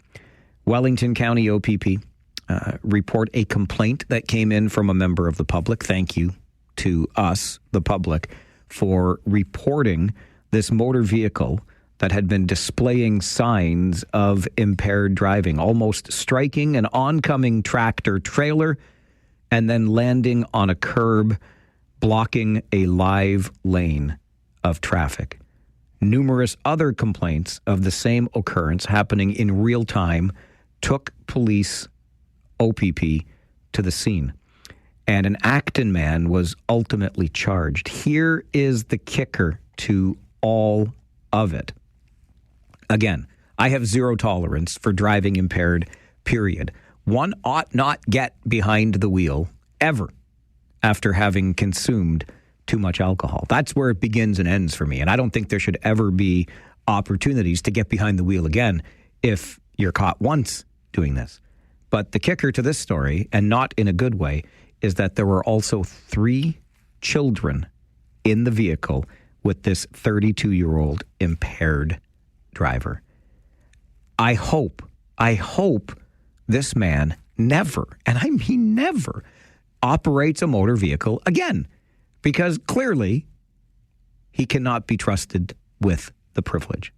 Impaired driving in and of itself is bad enough. You put 3 children's lives in danger, forget about it. I got no time left for you, sir. And so it makes me think of what I believe to be the far too lax penalties around impaired driving. A license suspension, this, that, the other thing. I'm sorry. Again, any of these cases, just take away the license and never let that person have the responsibility of driving again, because clearly they are not up to it. 32-year-old man in Acton pulled over in Wellington County, suspected of impaired driving, 3 children in the vehicle with him. And then just a couple of days later, I read a story in the Globe and Mail, and it talked about a series of break-ins. And I mean like a series. Like this neighborhood, a relatively affluent neighborhood in Toronto, where break-ins have happened with such regularity that the neighbors themselves have banded together. It's an affluent neighborhood. They've got some resources. They are putting those resources to use to essentially gate their community with all kinds of surveillance, security patrols, etc., because these break-ins are happening so frequently. Get this little tidbit from that story, though, just down the road in Toronto. When a lone man slipped into Ms. Lowe's family home at night in 2016, he roamed the premises for 20 minutes before tripping an alarm on his way out. Police immediately recognized the man on her camera footage as a longtime local drug user who had racked up 126 convictions over a 30-year period. A judge gave him a 20-month sentence. Within 10 days of release, he broke into a neighbor's home. Can we just let that sink in? 126 convictions. Impaired driving with 3 children in the car. The man with the 126 convictions broke into another home within 10 days of his most recent release. This impaired driver will be granted the privilege of driving again. Do you think he'll drive impaired again? Something is not quite right out there when stories like this are making the news. This is the Mike Farwell Show on 570 News Radio. As you no doubt know, the province of Ontario is planning to create a province-wide electronic medical record system for primary care, which, of course, sends shivers down the spines of those of us old enough to remember when the province of Ontario tried another e-health program, and it was an unmitigated disaster. It turned into a scandal, cost us tons of money. So what would make us think that we can do it right and or do it better this time? Well, perhaps we could lean on experience, because a company called Pedal Health has taken on a similar project in Quebec. They did this in 2021, and it has been implemented rather successfully. So maybe we can learn from their experience. Cindy Carvalho is the Vice President of Marketing with Pedal Health and joins us on the show this morning. Cindy, good morning. Good morning, Mike. Can you tell me a little bit more about this project that you implemented some years ago in Quebec? Absolutely. So Pedal is really focused on improving access to care. That's really at the core of what we're trying to do. And the way we do this is essentially by implementing our orchestration platform. And what that means is it's essentially a layer that connects all of the fragmented systems across the province, pulls all of the availabilities from physicians and healthcare professionals into this one platform, and then gives that visibility back to the government. So it's not really about like ripping and replacing or implementing a new system. It's more about really creating this connection layer across care settings. So given your experience with that project and in the province of Quebec, Cindy, what would you advise Ontario to consider as we embark on a similar project ourselves? Well, I think it really needs to be about ensuring that the systems are communicating together across settings. Again, using an approach of ripping and replacing is always like a bigger risk. It always has higher costs associated to it. But leveraging systems that already exist and that probably work is probably the way to go. So it's really in the approach in which they're going to be doing it, rather than, selecting another vendor that may or may not have done this before. Speaking of approach, what approach did you take with this project when you implemented it in Quebec that we might, again, be able to learn from? Really, it's a phased approach. So it's not really trying to do like a big bang implementation. What we did was really a phased approach with a set number of systems that we were initially integrating, running first pilots, delivering it in stages. I'd say that's really like the first step. The second recommendation would really be to integrate or to work with clinicians or the folks that are on the ground as early as possible. They know what the workflows are. They're living it every day. So the earlier they can be part of this project, the better, to ensure that it's actually a project that delivers clear outcomes that answer the needs of the system. What challenges did you encounter along the way, and how did you overcome them? That's an excellent question. It's really about creating that collaboration across the system. Obviously, in our case, there were a number of different systems across the province, so really developing that collaboration with each one of those systems and with the clinicians, getting them involved in the project early on, again, to help with that change management. I'd say that those were some of the biggest challenges. But again, it's really about creating that collaboration, that connection with the folks from the get-go. How is it working today? Well, actually, I think we have one of the greatest success stories with the proof points that we currently have. So we're currently redirecting about 1,500 patients a day from ER departments to primary care settings. Obviously, that's reducing, wait times and obviously costs for the government. The costs associated to our implementation, the cost savings associated to our implementation, basically represent about $2.5 million a week. That's a total cost savings about $120 million a year that we're saving in economic benefits for the government. See, Cindy, this is music to my ears when I hear this, talking about those cost savings, talking about how it's one of the best systems out there. And I'm sure I'm not alone in that, because I remember the disaster that this was in Ontario 20 or so years ago when we tried this the first time. And it seems to me like this absolutely in 2026, my goodness, this is something that we should be capable of. So again, just leaning on that experience with Petal Health, are you able to kind of reassure us here in Ontario that indeed this is something that can be implemented if we take the right approach here? And I do believe it is achievable. I think it's understandable that the public is frustrated and perhaps skeptical, but I do think that progress is possible. Again, if it's taken using a phased approach rather than a large-scale implementation from the get-go, again, including those clinicians, in the process, to ensure it aligns with workflows from the get-go, that's really where success is possible. And I think also like having clear outcomes throughout the project, right?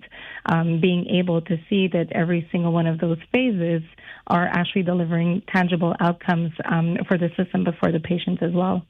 What about confidentiality and privacy? I know some folks get concerned about what they're sharing electronically, particularly when it comes to medical information. How do you safeguard that? Well, I think the federal government is putting, is forcing systems to essentially, first of all, have all of the data here in Canada. I think that's really the first step. And secondly, I think, with the new legislations ensuring that systems or Canadian systems are compliant with different regulations and have some sort of governance, I think everyone should be feeling safe about that. Can we have somebody from our health ministry here in Ontario give you a call, Cindy, to walk us through this baby steps so we can get it right this time? Absolutely. We'd be happy to help. I really appreciate your time on the show today. Thank you very much for joining us. Thank you very much, Mike. Cindy Carvalho is the Vice President of Marketing with Petal Health. 5 years ago now, back in 2021, they implemented a system similar to what we're talking about implementing here in Ontario in Quebec. It connects more than 850 clinics and hospitals and 19,000 care professionals and clinicians. And today, you heard Cindy talk about it, not only is it considered one of the best such implementations out there, but the cost savings realized have been in the neighborhood of $120 million. I will be honest, I raised a Spockian eyebrow when I heard that this province again, Ontario, was embarking on some sort of e-health plan, because we remember how badly it went a couple of decades ago. Maybe this is the time, and we can lean on experience right next door in Quebec with what Pedal Health has been able to implement for healthcare providers and connecting people to primary care in Quebec. If we just look next door, we have an example of a very successful implementation of what we're hoping to achieve this time around in Ontario. Please, let's hope that we're leaning on that experience and we are getting it right this time. All right, we're going to take a quick break. When we come back, he is related to a Kitchener Rangers legend. I cannot honestly overstate that. There's no question that this is a legendary Kitchener Ranger, a former captain, in fact. And despite being related to that Kitchener Rangers legend, he is predicting a Sault Ste. Marie Greyhounds victory in round 2 versus our Kitchener Rangers. He's got the guts to come in studio and tell us why, and you'll hear from him coming up next on the Mike Farwell Show. This is 570 News Radio.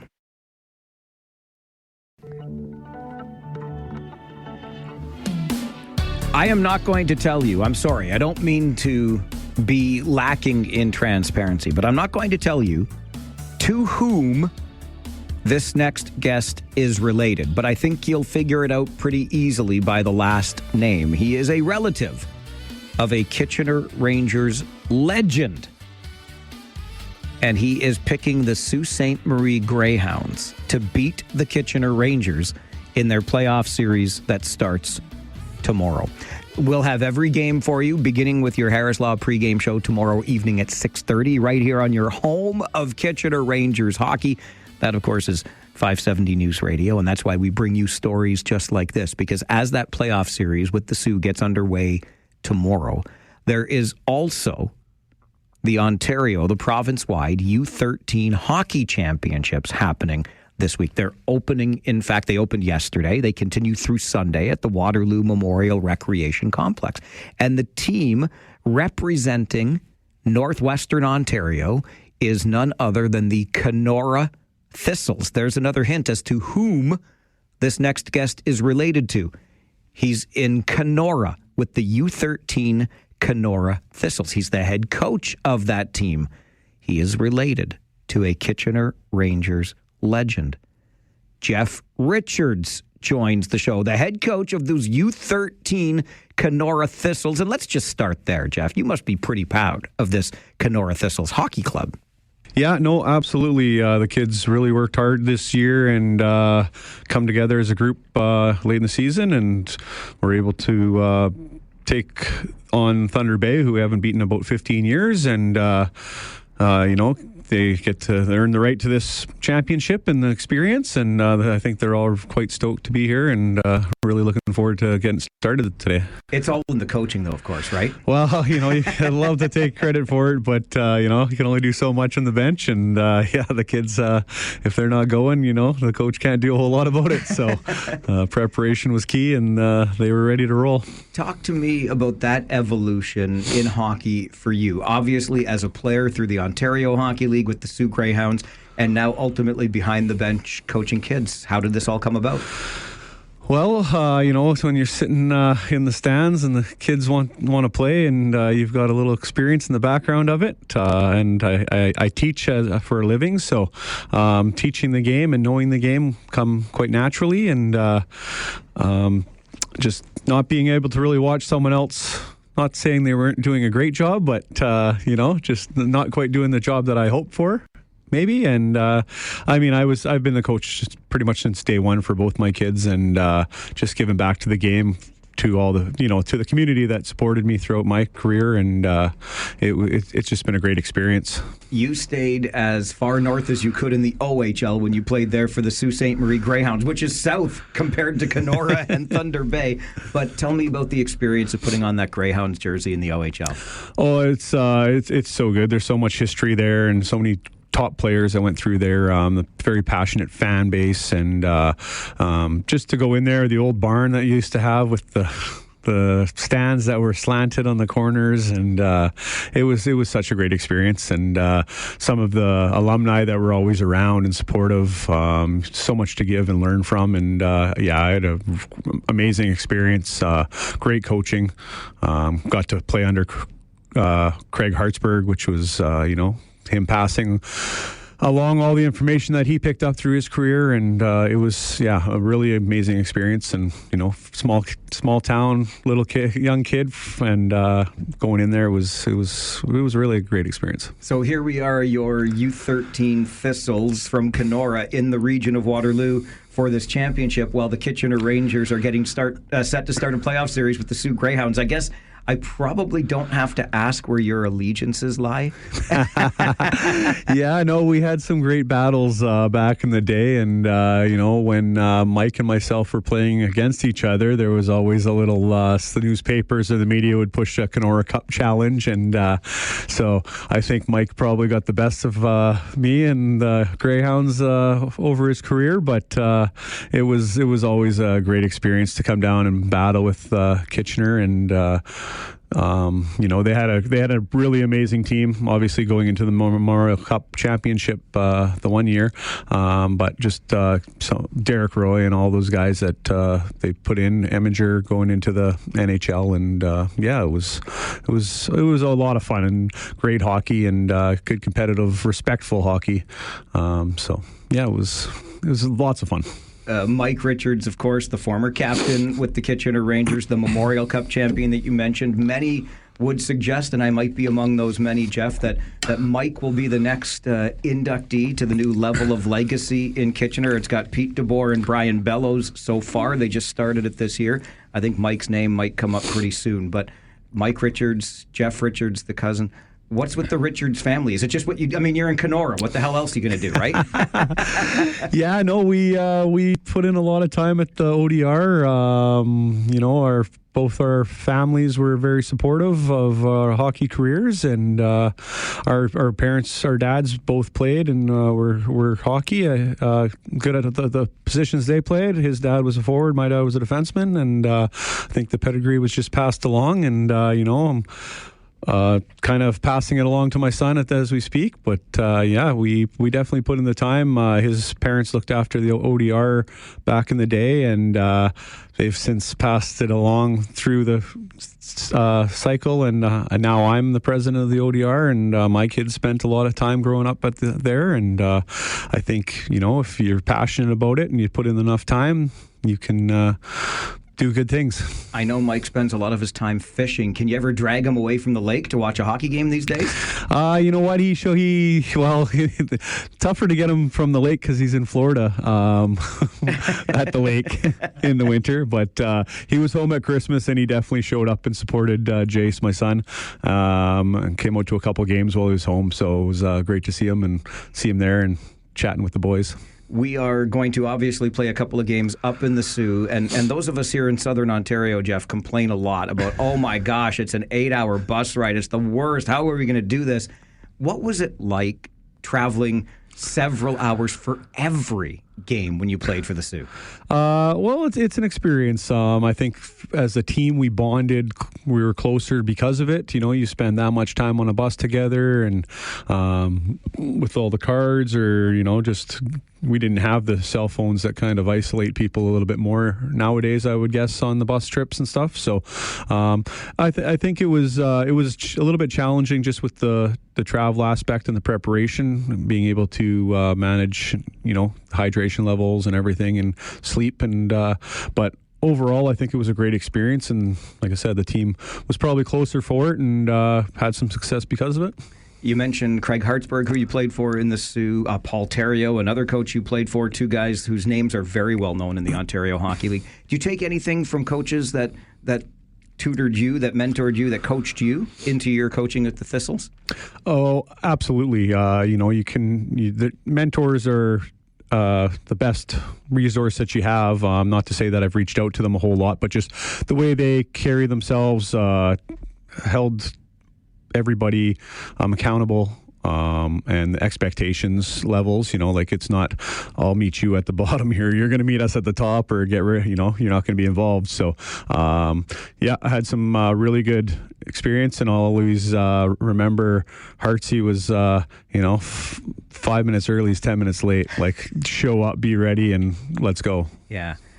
You want to offer a bold prediction on this Rangers-Hounds series? Your first year in the O, you beat the Rangers in the first round of the playoffs. You guys went all the way to the West Final against Plymouth that year. That's right. Yeah, no, we had a great first year. It was an amazing experience for me to just step in there. I got to play with lots of great players and come down, win some series. Ran into a really tough Plymouth team at that year. But I think the Sioux got a really strong team this year, adding Carter George, a good Northern boy. It's got a lot back to it. So I could see them probably taking it in 6. I love how you Northern boys stick together. Thunder Bay boy, that Carter George, was a great story as well. I've got a great fondness for that part of the province as well. Thanks for doing this, Jeff. It's great to have you here, and good luck to the Thistles this weekend as well. Yeah, appreciate it, Mike. Thanks for having us, and we're going to show up and play some hard hockey. I'm gonna play this back, by the way, Hounds in 6, just in case it doesn't go your way. Expect an email, okay? Absolutely. All right, thanks again. Thanks for having me. Jeff Richards, cousin of Kitchener Rangers legend, Memorial Cup champion, former captain Mike Richards. In fairness, he played for the Sault Ste. Marie Greyhounds, so of course he's picking the Greyhounds. Are the Greyhounds going to beat the Kitchener Rangers? Game 1 tomorrow night right here on your home of Kitchener Rangers hockey. 570 News Radio. Great of Jeff to stop by, share some time with us as he coaches his U13 Kenora Thistles at the Ontario Hockey Championships, taking place at the Waterloo Memorial Recreation Complex right through Sunday. Kenora is representing beautiful Northwestern Ontario, coached by the cousin of former Kitchener Ranger Mike Richards. Jeff Richards, the former Sault Ste. Marie Greyhound, joins us on the show this morning. All right, off to the 570 News Center we go for an update. And then let's talk about all that time you have spent at that one job. I found a guy that has spent 50 years with the same company, and wait till I tell you what he might be worth. But how long have you spent at the same job? Let's talk about it on the Mike Farwell Show. This is 570 News Radio.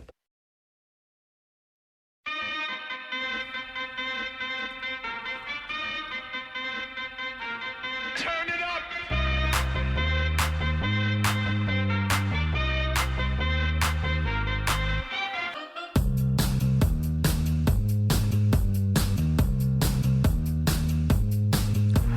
I came across a story in my weekend newspaper that to me was irresistible. And of course, assuming that I would be able to dig up the online version of said story for the Flipside this morning. I pay for the subscription to the newspaper, but for the life of me, I cannot find a link that I can read all of the details for the Globe and Mail story from this past weekend about Chris Espinoza. The story caught my attention because we mentioned last week during the Farwell Show 5, in fact, it was April the 1st, not an April Fool's joke, that Apple, yes, that Apple, the computers, the watches, the television streaming, the internet giant, the behemoth that is Apple, turned 50. And that gave me pause because I'm like, wait a minute, if it's 50, that means it started back in 1976. Like, really? Anyway, of course it did. When you trace back the roots, Steve Jobs, Richard Wozniak, it just goes on from there. But Chris Espinoza has been working with the company for all of those 50 years. Started out at the age of 14. He would take his moped to the garage where the company was essentially started from. And I have to go from memory here now because, again, I pay for the subscription, can't find the link online, but I'm pretty sure his early job was taking these computers to demonstrate to potential users and or buyers. And he's worked in various capacities for the company for Lowe these past 50 years, now working on the Apple TV streaming side of things. But for 50 years, Chris Espinoza has worked for Apple. He is employee number 8. So I'm assuming Jobs and Wozniak 1 and 2. Anyway, whatever. He's employee number 8.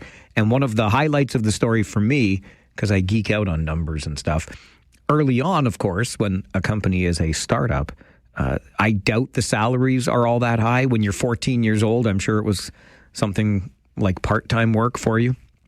But anyway, at one point, Chris Espinoza was paid in the form of 2,000 shares in the company.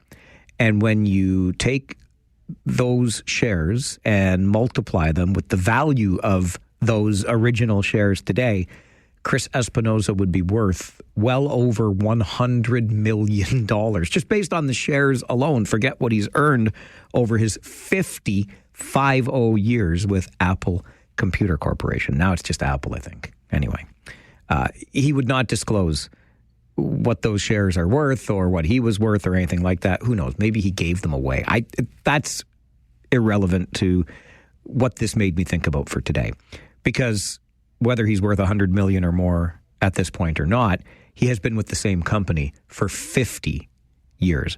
So I thought it would be fun to play the little game here this morning on the flip side and find out who has been where for the longest time. Because let's be honest, people staying with a company even for 10 years these days doesn't seem to be as common as it once was. That kind of loyalty you just don't get. I've spoken to all kinds of employers who, at least from where I'm sitting, are paying pretty well on the scale of things and have great benefits, but people will cross the street for an extra 50 cents an hour and forget about the benefits. They're just thinking about the dollars in the bank account today, those sorts of things. Anyway, there doesn't seem to be as much loyalty as there once was. But let's find out how much loyalty you have had. And I'm interested in the spectrum today.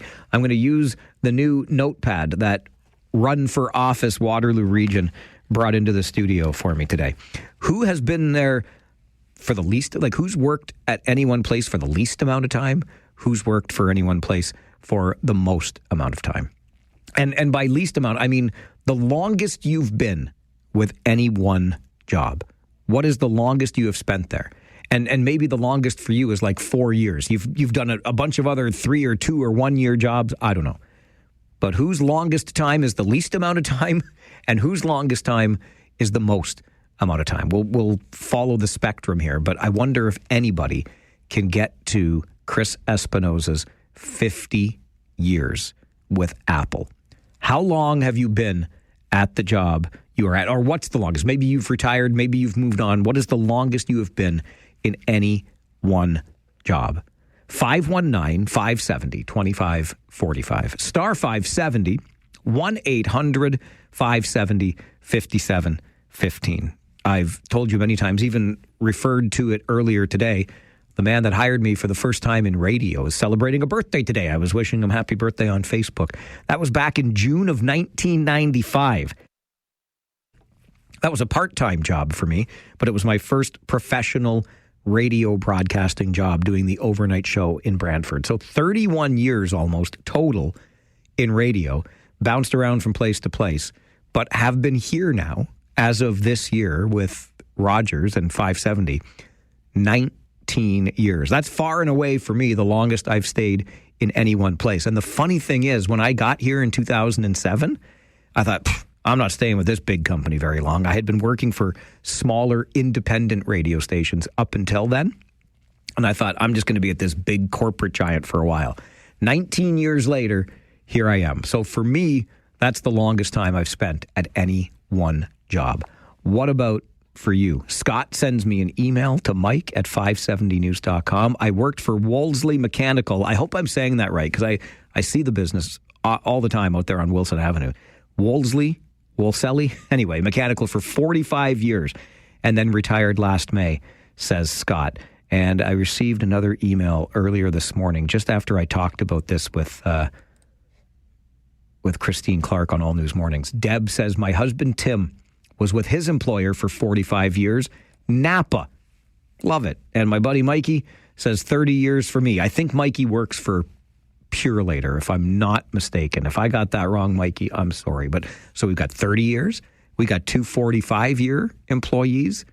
What is the longest you have worked for any one company? Length of time spent where? 519-570-2545, star 570, and 1-800-570-5715. Let's get started with Doug. Good morning, Doug. Good morning, Mike. How you doing? I'm doing all right. How are you? Not bad. Hey, are you familiar with the company called Linamar? Linamar? Oh, my gosh. Am I ever? When I started at Linamar, I started at a factory that was called Plant 2. That was back in 1984. 1984. So that's 42 years. Are you telling me you're still there today? No, I retired 2 years ago. So I stayed long enough to get my 40 years. Okay, good job. You know, talking about the Apple shares, back in 85, I think, when Mr. H took the company public, we were offered 400 shares. Of Apple? No, of Linamar. Of Linamar. Yeah. And shortly after that, once we had to wait, I think, 6 months or something, and then we could cash them in if we wanted. A lot of people formed groups of 10 and cashed them in at that point. But had I kept them, retirement would have been so sweet. Oh, boy, Doug, can I ever relate to that? Don't get me started on the mistake I made with Manulife stock a long time ago when I was much younger and much more foolish. I'm still foolish today. I'm not that foolish. Nonetheless, I appreciate that. Linamar takes me back to one of I call it my first real job. After I was done with my paper route, my buddy's father got all of us. His sons were already working there, and then my buddies got me in there at B&W Heat Treating out in the Huron Industrial Park. It was back in the late 1980s, and Linamar was one of our customers that we kind of overlapped with. It taught me so much about the little industrial ecosystem around here. Budd Automotive out that way. And anyway, that's how I know Linamar as well as I do. And Doug stayed there long enough to get his 40-year accreditation, but wishes he had hung on to the stock. Don't we all, Dougie? Don't we all? If we only knew that, how valuable it would have become, eh? Mark is next with us on the flip side this morning. Good morning, Mark. Morning, Mike. Schneider's, 37 years. 37 years at Schneider's, eh? Yes. Wow. Were you determined? Because Doug said he wanted to get to his 40 years. My sincere hope, I don't know that I'll make it, but my sincere hope would be to stay here for 30. So another 11 years. I think they're going to kick my ass out of here before then, but who knows? Did you want to stay? No, Mike. I started when I was 18. Okay. And my plan was retire at 55. Freedom 55, baby. And it all came together, Mike. Good for you. So there you have it. All right, Mark. Thanks very much. 37 years at Schneider's. 40 years at Linamar. 45 years at Napa and Wolseley. 30 years at Purelator, I hope, if I've got that right from Mike's email. Sandy's email to Mike at 570news.com. 35 years. Yeah, okay, 40 total. I had to go, Sandy, I should have just read from the beginning. Sandy worked at the Waterloo Public Library, main branch uptown, was there 5 years through high school, then returned after a tech sector job and stayed another 35. So 40 years in total at our Waterloo Public Library. Grant is on the phone. Good morning, Grant. Yeah, good morning. What's the longest you ever spent at one job? 18 years. 18 years. What was the job? It was working at Freeport Hospital. I loved it. But then they contracted out my department and then sent me to this other location. And even though it was managed by the same people, gave you twice as much work, and you're like, that's it. I've been here for 18 years. I'm not doing twice the amount of work. Good for you. Way to stick to your guns. That is for sure. Clinton said his dad worked at the University of Waterloo for 45 years in plant operations. Jim, 30 years at the city of Woodstock. Very impressive. Sue just retired last November after 37 plus years with a local firm. And Sue says she misses working. Sue, I fantasize about retirement. Dennis, 34 years at the city of Waterloo. Way to go. Look at all these public servants around here. And I've heard that you don't like being called that. I'm sorry. But I love the work that you do. Serving the public, being involved, right? As good old municipal politics job. I love to hear these things. Let's find out from Frank how long he's been where. Frank, good morning. Yes, good morning, Mike. What's the longest you ever spent at one job? Actually, I was going to go for the shortest. Okay, what's the shortest? 3 days. Okay, but... And after I was in hospital and got out at age 40, I did a lot of temp jobs and exploring what I could do. So I worked at Triton Manufacturing. I worked at SC Johnson in Brantford for about 3 months. But 3 days at Toyota again, through a temp agency on the Lexus line, where this Lexus RX 350, I believe. Yeah. Again, yeah. All things that actually developed my experience before I do what I love now, but it wasn't a straight line to get my truck driver's license. I'm sure it wasn't. It's never a straight line to get into Toyota either, as I understand it, but a 3-day job through a temp agency. So I get how that might have been the case. I think I spent an afternoon, maybe a half day at a job one time. We'll do that. We'll do that another time. And I didn't explain it very well. I just wondered, like, the longest you've ever been at any one job. Maybe you've had 20 different jobs, and the longest you've been at any of them is like 3.5 years. It's kind of what I meant. I didn't explain it well, though. One of these days, we'll do the shortest job and see if we can compete with Frank's 3 days. If I'm not mistaken, producer Paulie quit a job halfway through a first day one time, too, back in the day. Anyway, we got a lot of 40-plus year employees. Nobody got to 50 like Chris Espinoza, one of the original Apple employees. That kind of loyalty doesn't come around every day. This is the Mike Farwell Show on 570 News Radio. And joined on the show this morning by Luke Gilmore, who's a registered hearing care provider and the clinic owner at Discover Hearing Center in Kitchener. Luke, good morning. Hello. Tell me more about what you do at Discover Hearing Center. Absolutely. So basically, like, we're a treatment facility where we ultimately look at hearing testing, but not only that, we look at the full patient, right? So we're looking to identify to see, when a patient comes in and says, hey, I got a problem with my hearing, right? Is it hearing? Is it cognition? What could it be? And my job is basically fact-finding.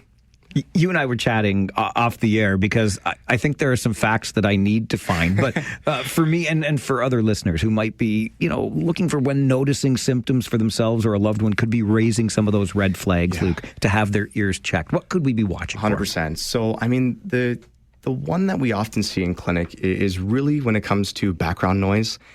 So, a patient comes in and says, I went to a wedding recently. I went to this event and I had to take a step back. I had no idea what was going on, right? And it becomes really frustrating, not just for that individual, but also for the people around them, right? So that's definitely one. You have patients coming in saying, I have a lot of ringing in my ears, right? Where is that stemming from? And oftentimes it's due to sensory loss because of their loss of hearing. But the problem is the brain does a great job at hiding it, right? So we have patients coming in saying, Luke, I have no problems at all, but when we do the test, we actually find that their brain is working a lot harder, causing a lot more cognitive load. Okay, cognitive load. What do we mean by cognitive load? Yeah, so cognitive load, you can simplify it with an understanding of how the brain works. So when the brain is not getting the information that it needs to do the job, guess what, Mike? It works harder. Right. And if the brain is working harder, what they actually found in recent studies is that hearing loss is actually the number one variable factor influencing cognitive decline, for most kind of adults as we age. So it's really something that we urge, if you have any concern whatsoever when it comes to hearing, to get that checked out because, we want to make sure that we can get it tested. So you mentioned that you can discover this through the test. What does a test like this look like? Yeah. So, What we do at our clinic is a little bit more in depth.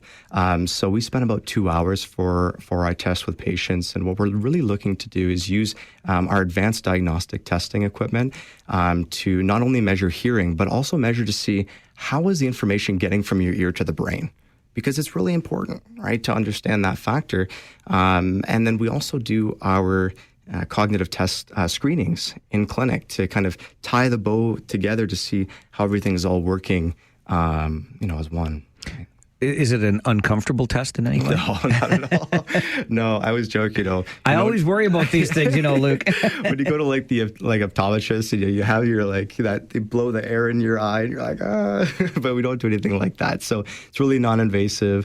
It's just like the headphones I'm wearing right now. In your office here, it's basically like that, right? Okay, so I know a lot of people can be stubborn about this and maybe apprehensive to go in and book a test. We were chatting about this off the air too, right? I've been wearing these headphones for a lot of years, and I keep the volume level of probably I should. I like to say, Luke, it's just because I want to monitor the quality of the sound. Yes, yeah, that's what it is. But if someone wants to learn more about this information that you're sharing with us today, what's the best way for us to go about it? Of course. First and foremost, to get a better understanding of the individual person, I would always argue, get a hearing test done, get the baseline at a minimum, just to understand where your hearing is at specifically. But I know it can be a daunting task. A lot of, people might put off hearing until it's kind of too late, and they get into, those situations where, they're asking people to repeat themselves. And once you get to that point, that's when you really should get it checked out. But we do offer, we're actually doing an educational session, a free educational community session at the end of this month on the 29th. So I do urge, if anyone has, apprehensions about booking a test, online on our website at discoverhearing.com. If you go on there, you can register or call our number too at 519-208-4327. And, come listen to me talk. Yeah, basically, I'll be doing a talk for about an hour. It's kind of a workshop where I'll be discussing 3 main topics. So I'll be talking about hearing loss, cognition, and also ringing in the ears. And it's going to be more of an interactive kind of session where people get to ask questions and actually, get the answers. Hopefully that they're, maybe been too worried about asking. Is that happening right at the clinic? That's actually happening at. It's on the website. It's happening at the Hilton, I believe, just close to Fairway Road. Gotcha. Yes. Okay. Yeah. We'll point people to the website. Absolutely, yeah. There's a lot more details on there. Encourage people, don't be so apprehensive. These are important things to take care of. Absolutely. Luke, appreciate you being here. Thanks so much, for this. I appreciate it. Luke Gilmore joining us, registered hearing care provider and clinic owner at Discover Hearing Center. Learn more on the website. Take part in that workshop at the end of the month. DiscoverHearingCenter.com. Take out the papers and the trash, or you don't get no spending cash. If you don't scrub that kitchen floor, you ain't gonna rock and roll no more. Yakety yak. Don't talk back. Just finish cleaning up your room. Let's see that dust fly with that broom. Get all that garbage out of sight, or you don't go out Friday night. Don't talk back. Okay, wait just a ding-dang minute here. Justin, I want to check your math. Okay, no, your math is fine. But come on with your coming on when you send me an email like this. We were talking in the last half hour during the Flipside about the longest we have ever worked at any job. Maybe we job hop a lot. But I came across a story last weekend about Chris Espinoza, the 8th employee hired at Apple. And he's been there for the entire 50 years of the company's existence. And I thought that would be a good way to talk about how long you've been at your jobs or what the longest is you've spent anywhere. For me, it's the 19 years here at Rogers Radio in various capacities, but 19 years with the same company. And Justin's email to Mike at 570news.com says, my Uncle Dennis has worked at Central Fresh for 64 years. He's 78 years old, and he's still working there. That is unreal. And Central Fresh, come on with your coming on. You want to talk about an institution in downtown/midtown Kitchener. 64 years at Central Fresh.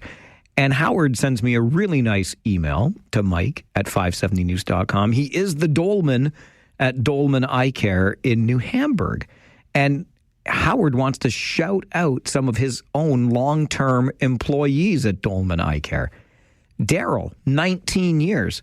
Susan, 20 plus, now retired. Judy, 25 plus, now retired. Debbie, 35 years, now retired. And Connie will have been with Dolman Eye Care Center in New Hamburg for 44 years this fall. Howard, can I ask you what you're doing right? How are you keeping all these employees for all that time? Must be a great place to work. Thanks for shouting out your long-term employees. That's a lot of fun. Just before the noon update with Hutch, we were talking to Luke Gilmore from Discovery Hearing Center. And it just got me thinking, we had been chatting a little bit off air. And I'm at that point of my life now. I like to blame, the miles that are on this old chassis by this point. But my hearing, it's not perfect, let's just say. And yes, there is that selective hearing that my beloved always teases me about. But you'll also notice when I'm in a crowded area and there is a lot of ambient sound, I have a difficult time picking up what the person nearest me is saying, because all of those other sounds, I don't know, I envision them bouncing around through my oral cavities and various different ways. But I have a hard time picking up the specific sound from the person that might be nearest me. And it just made me think, it was funny last night, my beloved was giving me the hardest time. And I feel so bad now for my friend Donna. We ran into her at the KW Titans game last weekend, and she was telling this. Donna is like a serial volunteer. If there is an event to volunteer for, Donna is volunteering at it. And she was telling a story about a volunteer effort of hers. And I was completely, because I couldn't hear her perfectly in the big arena with all of the other noises. And I thought that the organization she was volunteering for was giving her a hard time. And anyway, I completely misunderstood. And what my beloved was telling me, you were saying some really rotten things, like telling her that she doesn't need that organization. And anyway, it's just because I misunderstood, because I didn't hear properly. I'm so embarrassed by this now. Donna, we still love you in the Farwell household. We really do. And I'm sorry for that. And also during that news update, I went out to the kitchen. And I got to tell you, I received a really nice gift from Jerry, what other guy's name? Larry. It wasn't Larry. I'm going to stick with, I feel bad. Greg. Pretty sure it started with a G. Wasn't George. Came to a Kitchener Rangers game a few weeks back and brought just an entire package of like all kinds of goodies in there. As much as I would like to, I can't eat them all by myself. So I shared here at the station, brought some of the goodies in this morning. But I'm also enjoying the goodies that I'm sharing, because they were first given to me. And let me tell you this, okay? You can have your chocolate and peanut butter anytime you want. I will raise you a mint chocolate any day of the week. These things they're Morton's chocolate from Winnipeg. That was the point of Gary, Jerry, not George or Larry's gift to me, was it came from Manitoba. Morton chocolate, I guess, is a big deal there. And they're called Russian mints. It's just a mint flavored chocolate. Like unreal. I will take chocolate mint over chocolate and peanut butter. Come at me anytime you want. I know chocolate and peanut butter is a great combination. Chocolate mint's pretty darn good too. Anybody got those Girl Guide cookies? Yeah, the French mint, chocolate mint, Girl Guide cookies. Put them in the freezer. Okay, I got on to a bit of a tangent there. Sorry. It's your turn to go on tangents. It's the Talkback Hour. Let me get down to business, okay? Kathy is waiting on the phone. Good afternoon, Kathy. Good afternoon. I'm number 126. Farwell's Force member number. Great to hear from you. Thank you. I have a couple of things. The first one is I need to get that contact information for the flatulence study, because I have several friends that have a lot to contribute. If you insist. Okay. This is a much more serious one. I'm talking about the drunk driving. I have an acquaintance who has that issue. And last summer, he was stopped at 4 o'clock in the afternoon going the wrong way on a major highway where school buses were dropping children off. Cops were called. He was pulled over, wasn't even able to stand up when they got him out of the car. Of course, he was taken away. Car was impounded for a week. So I'm not a close friend, but I was breathing a sigh of relief because I know he's had issues, and I'm thinking the road's a little bit safer now without him. A couple of months later, I find out that he's still driving, and he's allowed to drive because his insurance has never been notified or canceled. Because until you have your day in court and you actually are charged, you continue to drive and your insurance is valid. And I was not aware of that. And we're going on to 9 months at this point. He doesn't even have a court date. Did you realize that? Oh, I did not, Kathy, but sadly, it doesn't surprise me. I don't know what we're doing with these laws. I don't. I don't either. But I think this is terrible because, I mean, obviously he's out there. He hasn't changed his habits. That's a shame. Yeah. Just wanted to share that. Thanks for sharing, Kathy. All right. Bye-bye. Bye-bye. Great to hear from Farwell's Force member number 126. Farwell's Force member number 314 sends me an email to mike@570news.com. Brian is Farwell's Force member number 314. My father just retired this year after serving 55 years at Zares. Started when he was 16, just retired at 71. It's also the place he met my mother many years ago. Love it. Big shout out to my dad, says Brian, along with the Go Rangers. Thank you for that, Brian. Great story. Kathy brought up the impaired driving because I was talking about it earlier today. My sense of frustration with the lax laws around it. Wellington County OPP pulling over a man last weekend, impaired driving, 3 kids in the car. And then I connected that to a story about an affluent neighborhood in Toronto where they have had break-in after break-in after break-in. And now the neighborhood is doing their own security. It's like a gated community almost, at least by way of surveillance, electronic camera, you name it, what they're doing, trying to protect their homes because the break-ins are just too frequent. And one of the people arrested had 126 convictions on his record over 30 years. 126. Like, forget 3 strikes, you're out. 126 times. And upon his most recent release, 10 days after that most recent release, he was caught breaking into another house. Like, what are we doing here? Kathy was Farwell's Force member number 126. Brian, Farwell's Force member number 314. My friends at Run for Office Waterloo Region were in here earlier today and brought with them gifts. I've got bookmarks for my reading on the bus trips with the Rangers. I've got pens because I love to hold a pen when I'm on the air. I've got notepads that Run for Office Waterloo Region said I can use to continue adding the members of Farwell's Force. So if you're not already a member, please do consider joining our 360 plus force of community members that are a force for good, a force for change, a force to be reckoned with. If you listen for 15 minutes a day, you qualify. That's all you got to do. 15 minutes every day, you can be a member of Farwell's Force with us. And thanks to Run for Office Waterloo Region, I've got new notepads to store your names in. I love it. It's been a great day.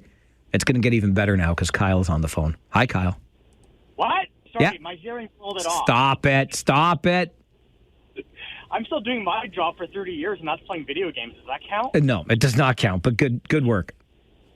Okay. But it is frustrating with the drunk driving, as you made the call the other day or last week when I was coming back from a Rangers game, and the only thing that it kind of frustrates me is I wish they just kind of did like a follow-up call with you just to tell you what the outcome of it is, because you call, but then you don't know anything that happened to it. So I don't know if the guy actually got caught. I don't know if the guy is still driving. Like, I have no idea, right? So I kind of wish that they kind of did an overall call and just to let you know what would happen, even if, just so that way we could figure out if they caught the guy or they didn't catch the guy or whatever, right? Mike, you said you had some Russian mint. Is that what you said? It was called a Russian mint. I was a little bit worried, like, am I allowed to eat this? But I did anyway. It was delicious. All right, well, make sure you just stay out of some of those surgery rooms, because we don't need any junior mints or any type of mints landing on someone, I got you, Kyle.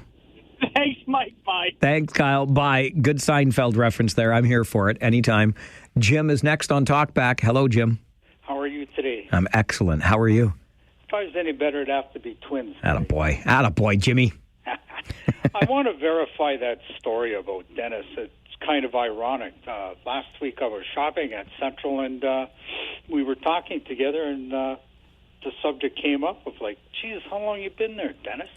He said 64 years. I said, yeah, you had to be like 14 or something, or early teens, someplace around there. He was working there when it was Central Meat Market. That's amazing. So Justin's email about his Uncle Dennis, you are now verifying. Yeah, that's a definite thing. And personally, myself, I was 45 years with Kitchener Utilities. Good man. 45 years. Yeah, I've been away for it now for 14, so that's okay. It is. You're allowed to retire after a while. Every day is Saturday, buddy. Oh, don't rub it in. Work is a 4-letter word. It is for me, too, but I'm still stuck here. Exactly. Thanks, Have Jim. yourself a great day, my friend. You too. Great to hear from you. 45 years. I'll never make it. I can't do it. Can I? Could I stay here for another, what would that be, 26 years? Not going to happen. Chris, not that I wouldn't want to. Chris, good afternoon. You're on Talkback. Hey, good afternoon, Mike. Listen, we need you there. 26 more years. Oh, yeah. Nothing. It's a drop in the bucket. Okay, if you say so. From your lips to management's ears, pal. There we go. Hey, listen, I'm Systems Plus, small company in Baden, Ontario. Been here 33 years. Started when there was 4 employees. We're now 70 plus strong, 2 locations in Canada. If I could put a shameless plug in, we supply environmental sample containers for analytical testing across Canada to private labs and governments, and really proud to be there for that many years. Okay, hang on. You said you started when there were 4 employees. That's right. So Chris Espinoza was employee number 8 for Apple, and he got 2,000 shares early on that are worth more than $100 million today. Come on, Chris. What are they paying in Baden? Well, we're doing okay, but not quite that well. Attaboy. Yeah, been here a long time listener. Also, probably should get on Farwell's force here. Listen to you religiously, sometimes much to my wife's dismay because it's always on 570, but all is good. And I'd like to sign up with you guys. You know what? I'm gonna sign you up right now, Chris. I have number 367 just waiting to put your name beside it. What do you say? I'm in. 367. Okay, what is the first letter of your last name? M, as in Morton. All right, Chris M., you are now on the list. And listen, you just tell your wife, okay? That I might be listening. Be careful, Mike. Listen, you tell your wife that you're doing the Lord's work here, listening to the greatest station in this region. That's all you got to tell. There we are. Okay. Brother. Keep up the good work. You too. Thanks, Chris. Thank you. Great to hear from you. Do you like how I tell other people what to tell their spouses? That's how I roll around here. I love it, though, much to his wife's dismay sometimes. There should be no dismay. Just because I get a little loud once in a while, just because I'm a bit of a cranky old fart, I mean well. Like, Chris, tell your wife that. Just say, don't worry about him, honey. Farwell means well, okay? It's Talkback on the Farwell Show. I really do mean well. I do. This is 570 News Radio.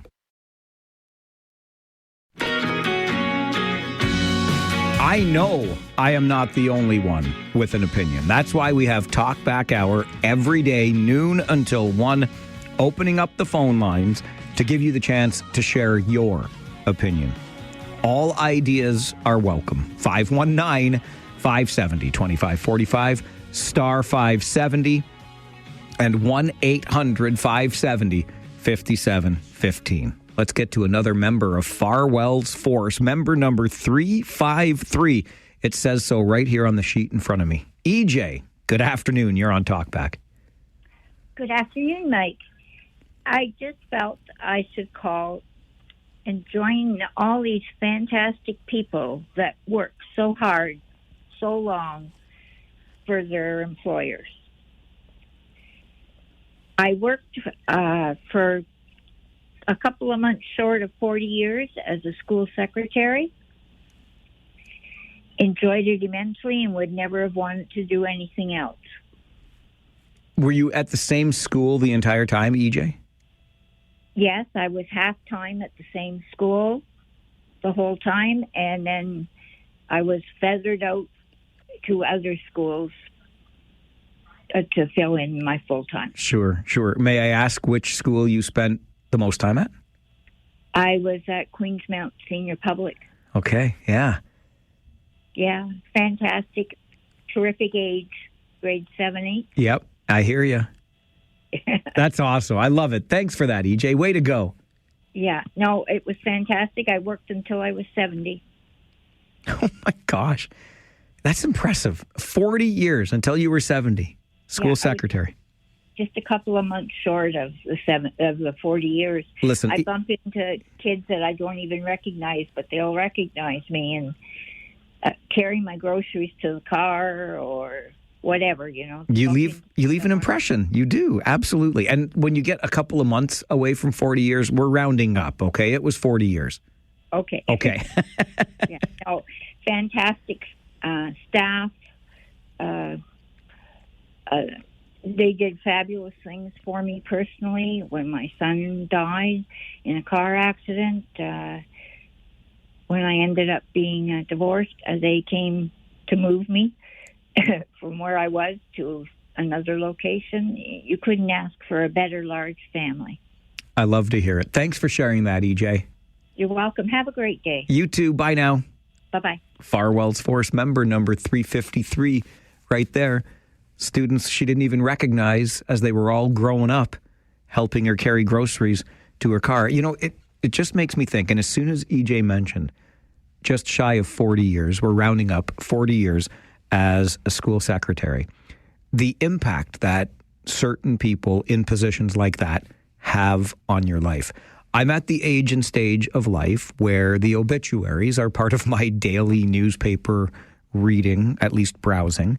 And it wasn't all that long ago, and forgive me for not remembering exactly, but within the last month, I would say for sure, but Mrs. Pawarek, who had been my elementary school office administrator, secretary. As soon as I saw the name, Donna Pawarek, in the paper, I remembered right away.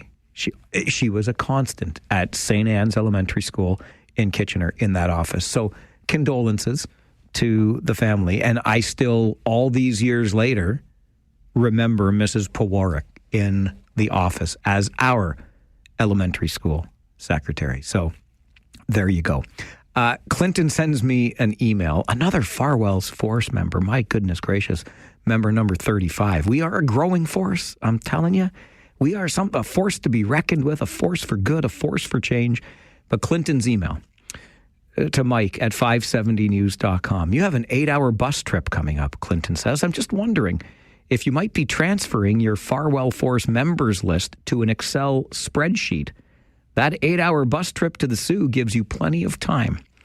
Tell you what, Clinton, computers can stuff it. I'm a pen and paper guy, but I do have an idea for at least half of that 8-hour trip to the Sioux next Monday. And I think if I follow through, if I can pull it off, it might be the first time in radio history this has ever happened. I'll share my idea coming up, but I'm thinking I'm going to try this. Maybe you'll want to goad me on. It'll be radio history if we can pull it off. Talk about it next. This is the Mike Farwell Show, Talkback Hour on 570 News Radio.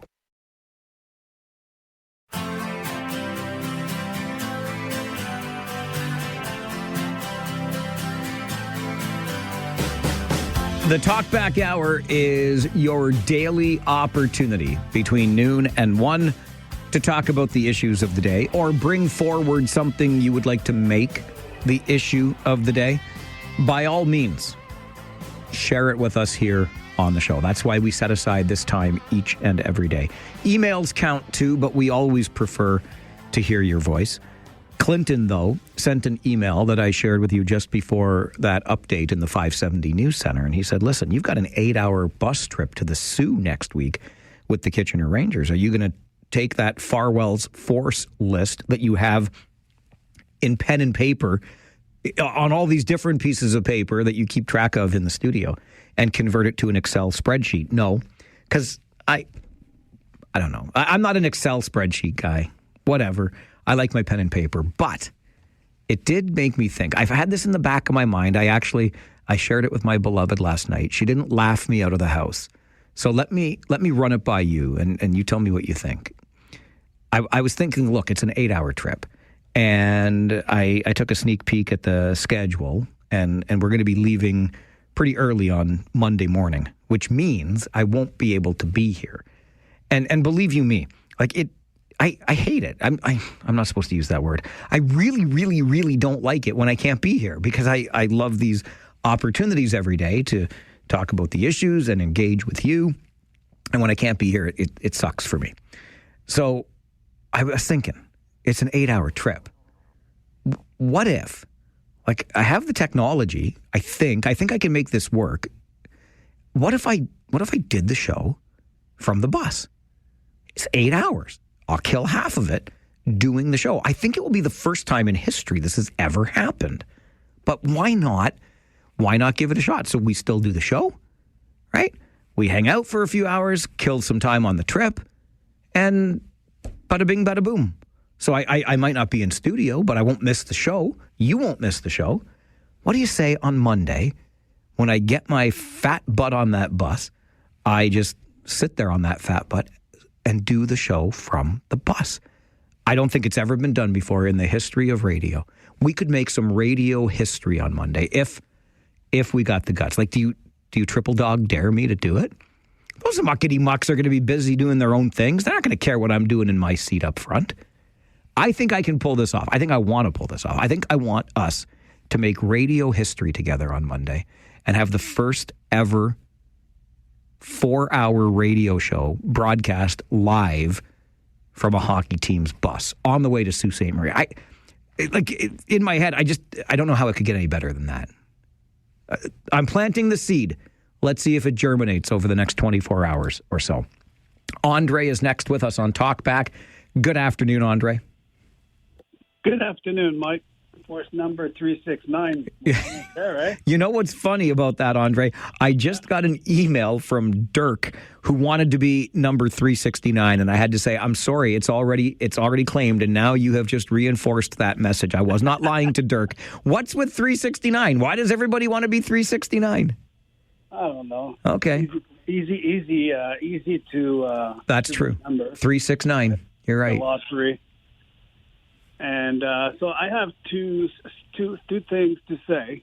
For one, let's go Rangers for tomorrow. I just can't wait. You and me both. I can't wait to hear the sound of the horn when they score.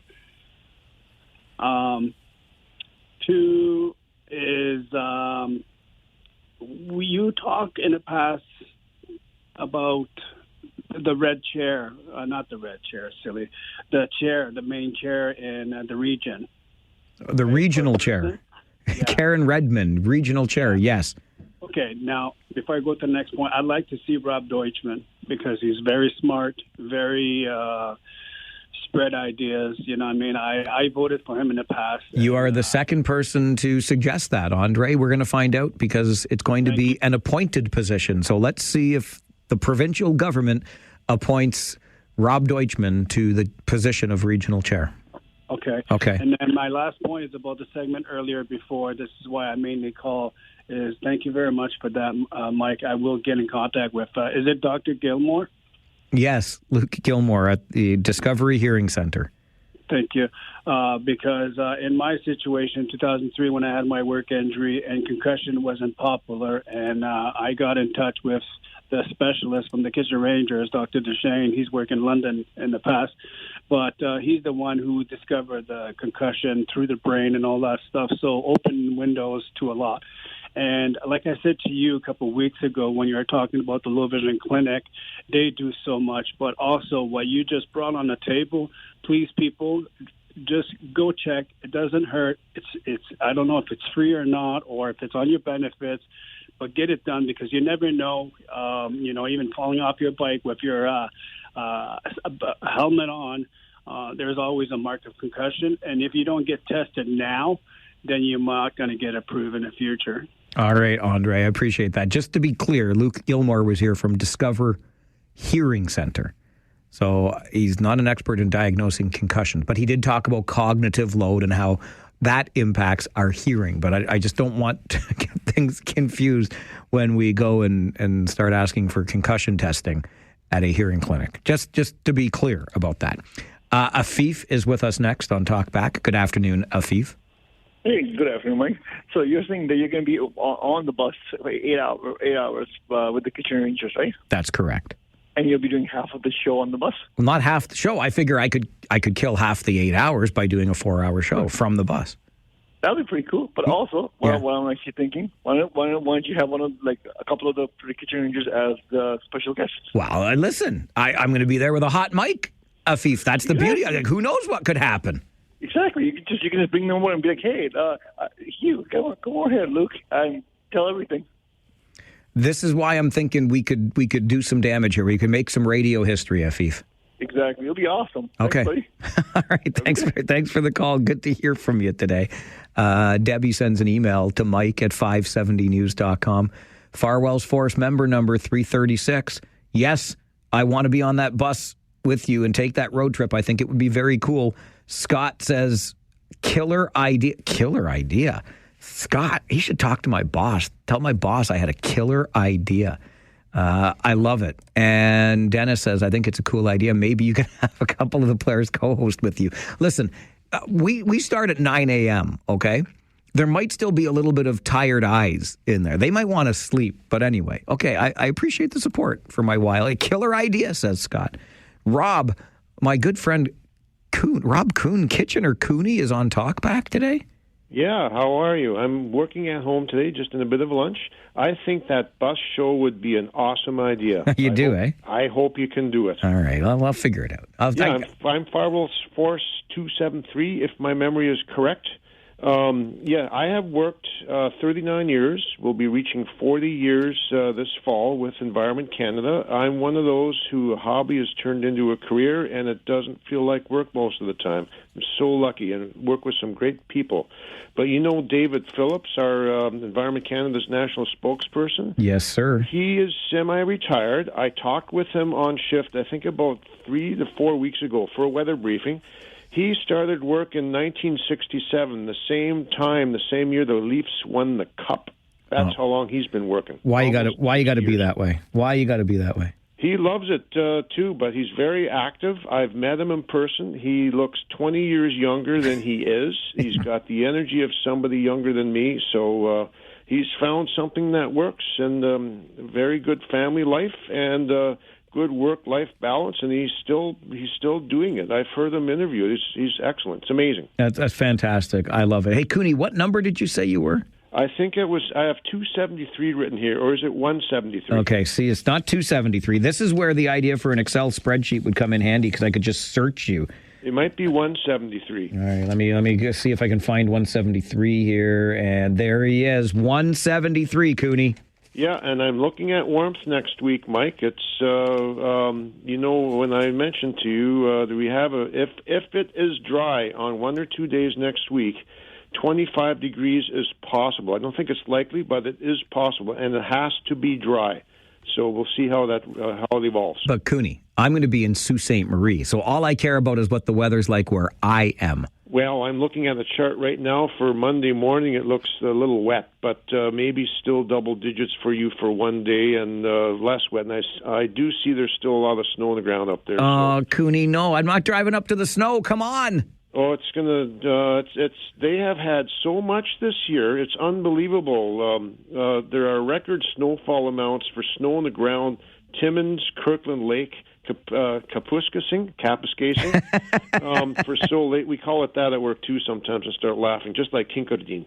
But there's a lot of snowbank. The snowbanks there are huge. I've seen them on webcam. So yeah, you'll be seeing something we haven't seen here in a bit. So, but it's melting. There's hope. All right. Thanks, Rob. I appreciate it. Good to hear from you. You two have yourself a great afternoon, and then the showers will be gone by 3, I promise. All right, my friend. Thank you very much. Showers moving out, a nice mild day. 39 years with Environment Canada, our good friend Kitchener Cooney. And imagine that.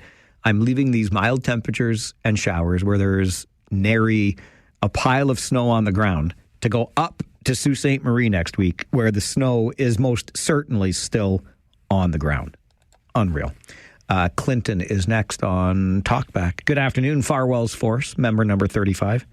Good afternoon, Mike. I think that idea is amazing. You should do that whole bus road trip. I triple dog dare you to do that. Now we're talking. And on top of that, I think you're raising the bar. So if you do it and it's a success, you're going to have to do this every single time you do a bus trip. Okay, well now you see, now I'm rethinking things because not every time. Come on, Clinton, not every time. Just for a lark this time. Well, try for once, and you never know. It might turn into a regular thing. Huh? It might. All right. Well, talk to you later. Thanks, Bye. Clinton. I appreciate it. You're like the little devil on my shoulder. I come up with these cockamamie ideas. I put them out there, and then what do I get? Nothing but support. Oh, yeah, Farwell, you should do it. You say that because it's not you doing it. But I'm up for a challenge. I'm up for a good time, and I don't want to miss the show. It's as simple as that. It's the Mike Farwell Show. They named it after me. And this is the Talkback Hour. So you're welcome to join the conversation on 570 News Radio.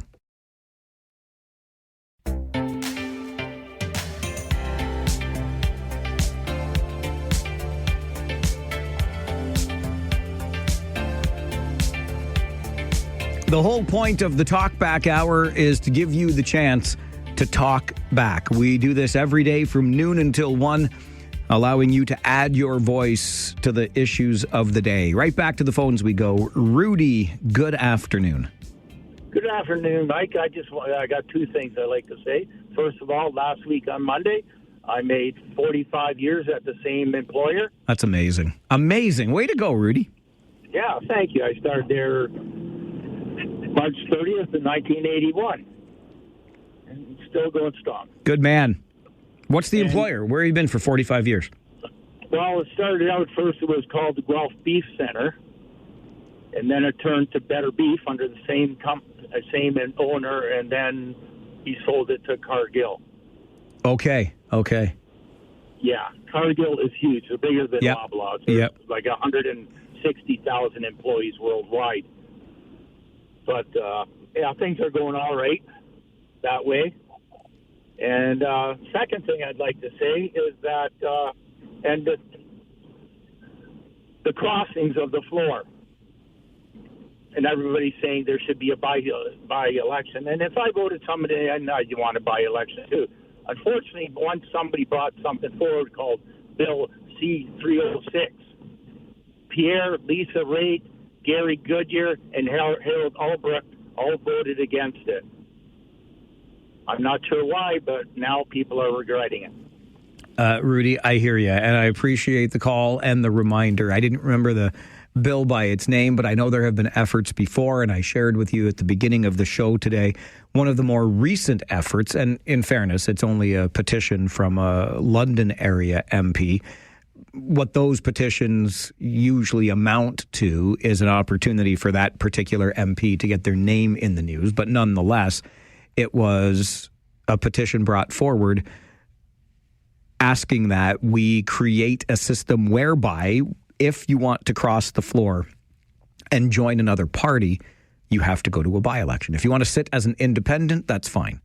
But if you want to cross the floor and join the other team, there has to be a by-election for that. That was the point of the petition, and the incredible coincidence or irony, it's definitely an irony in this case, and quite frankly, the hypocritical nature of it is one of the supporters of that position was none other than Marilyn Gladu, the most recent MP to cross the floor. So 3 months ago in January, she was supporting a petition that said, you can't cross the floor just willy-nilly.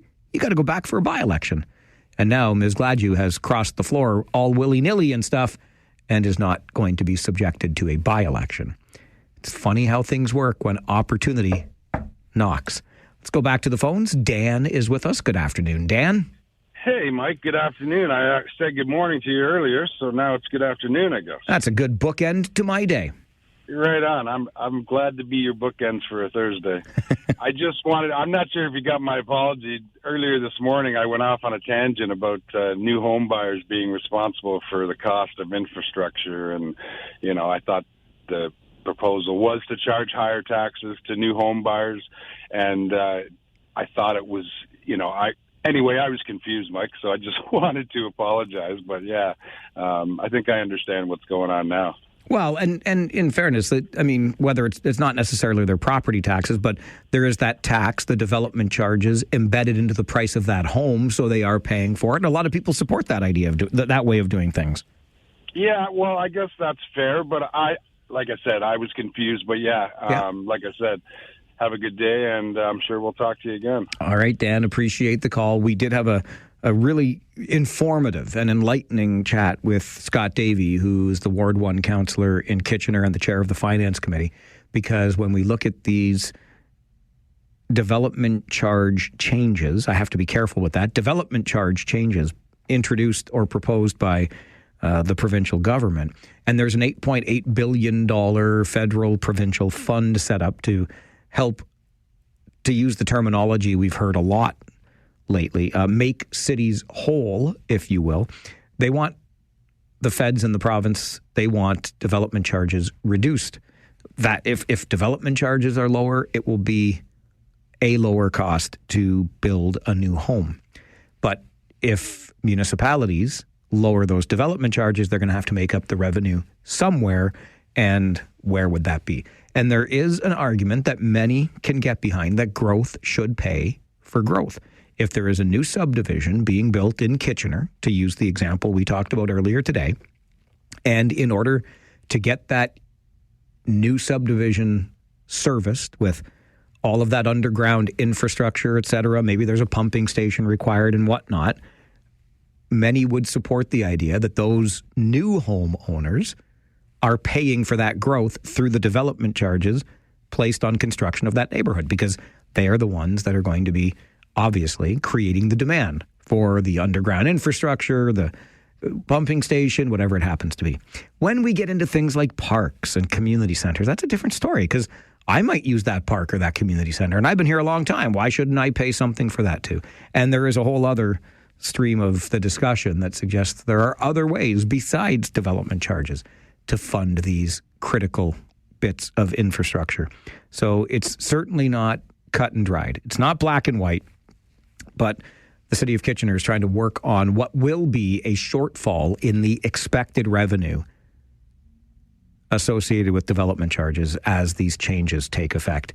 Phil sends me an email to mike@570news.com and says, maybe it's my Rush loyalty, but the background music on the Ontario government commercial sure sounds like a modified version of a great Rush song. Phil, you're not wrong. It is closer to the heart. And it's interesting. One of my coworkers brought this up to me. I hadn't noticed it. I noticed it on television the other day because it's very much, I mean, you hear the vocals. It's definitely closer to the heart. On the radio version, it's only instrumental in the background. But it is indeed what happens to me, my favorite Rush song, Closer to the Heart. That is the background music for the Ontario government commercial. I guess they got permission. Permission granted, sir. Go ahead and use it in your Ontario government advertising. And on that note, I must bid you adieu for another day. We're going to make way for Rob Snow with Now You Know until 3, and then all news afternoons with Aaron Anderson and Paul McPhee. I will come back tomorrow morning at 9 a.m. You are, again, invited to the conversation. We'll chat then, okay? My name is Mike Farwell. You are a force for good. Bye for now.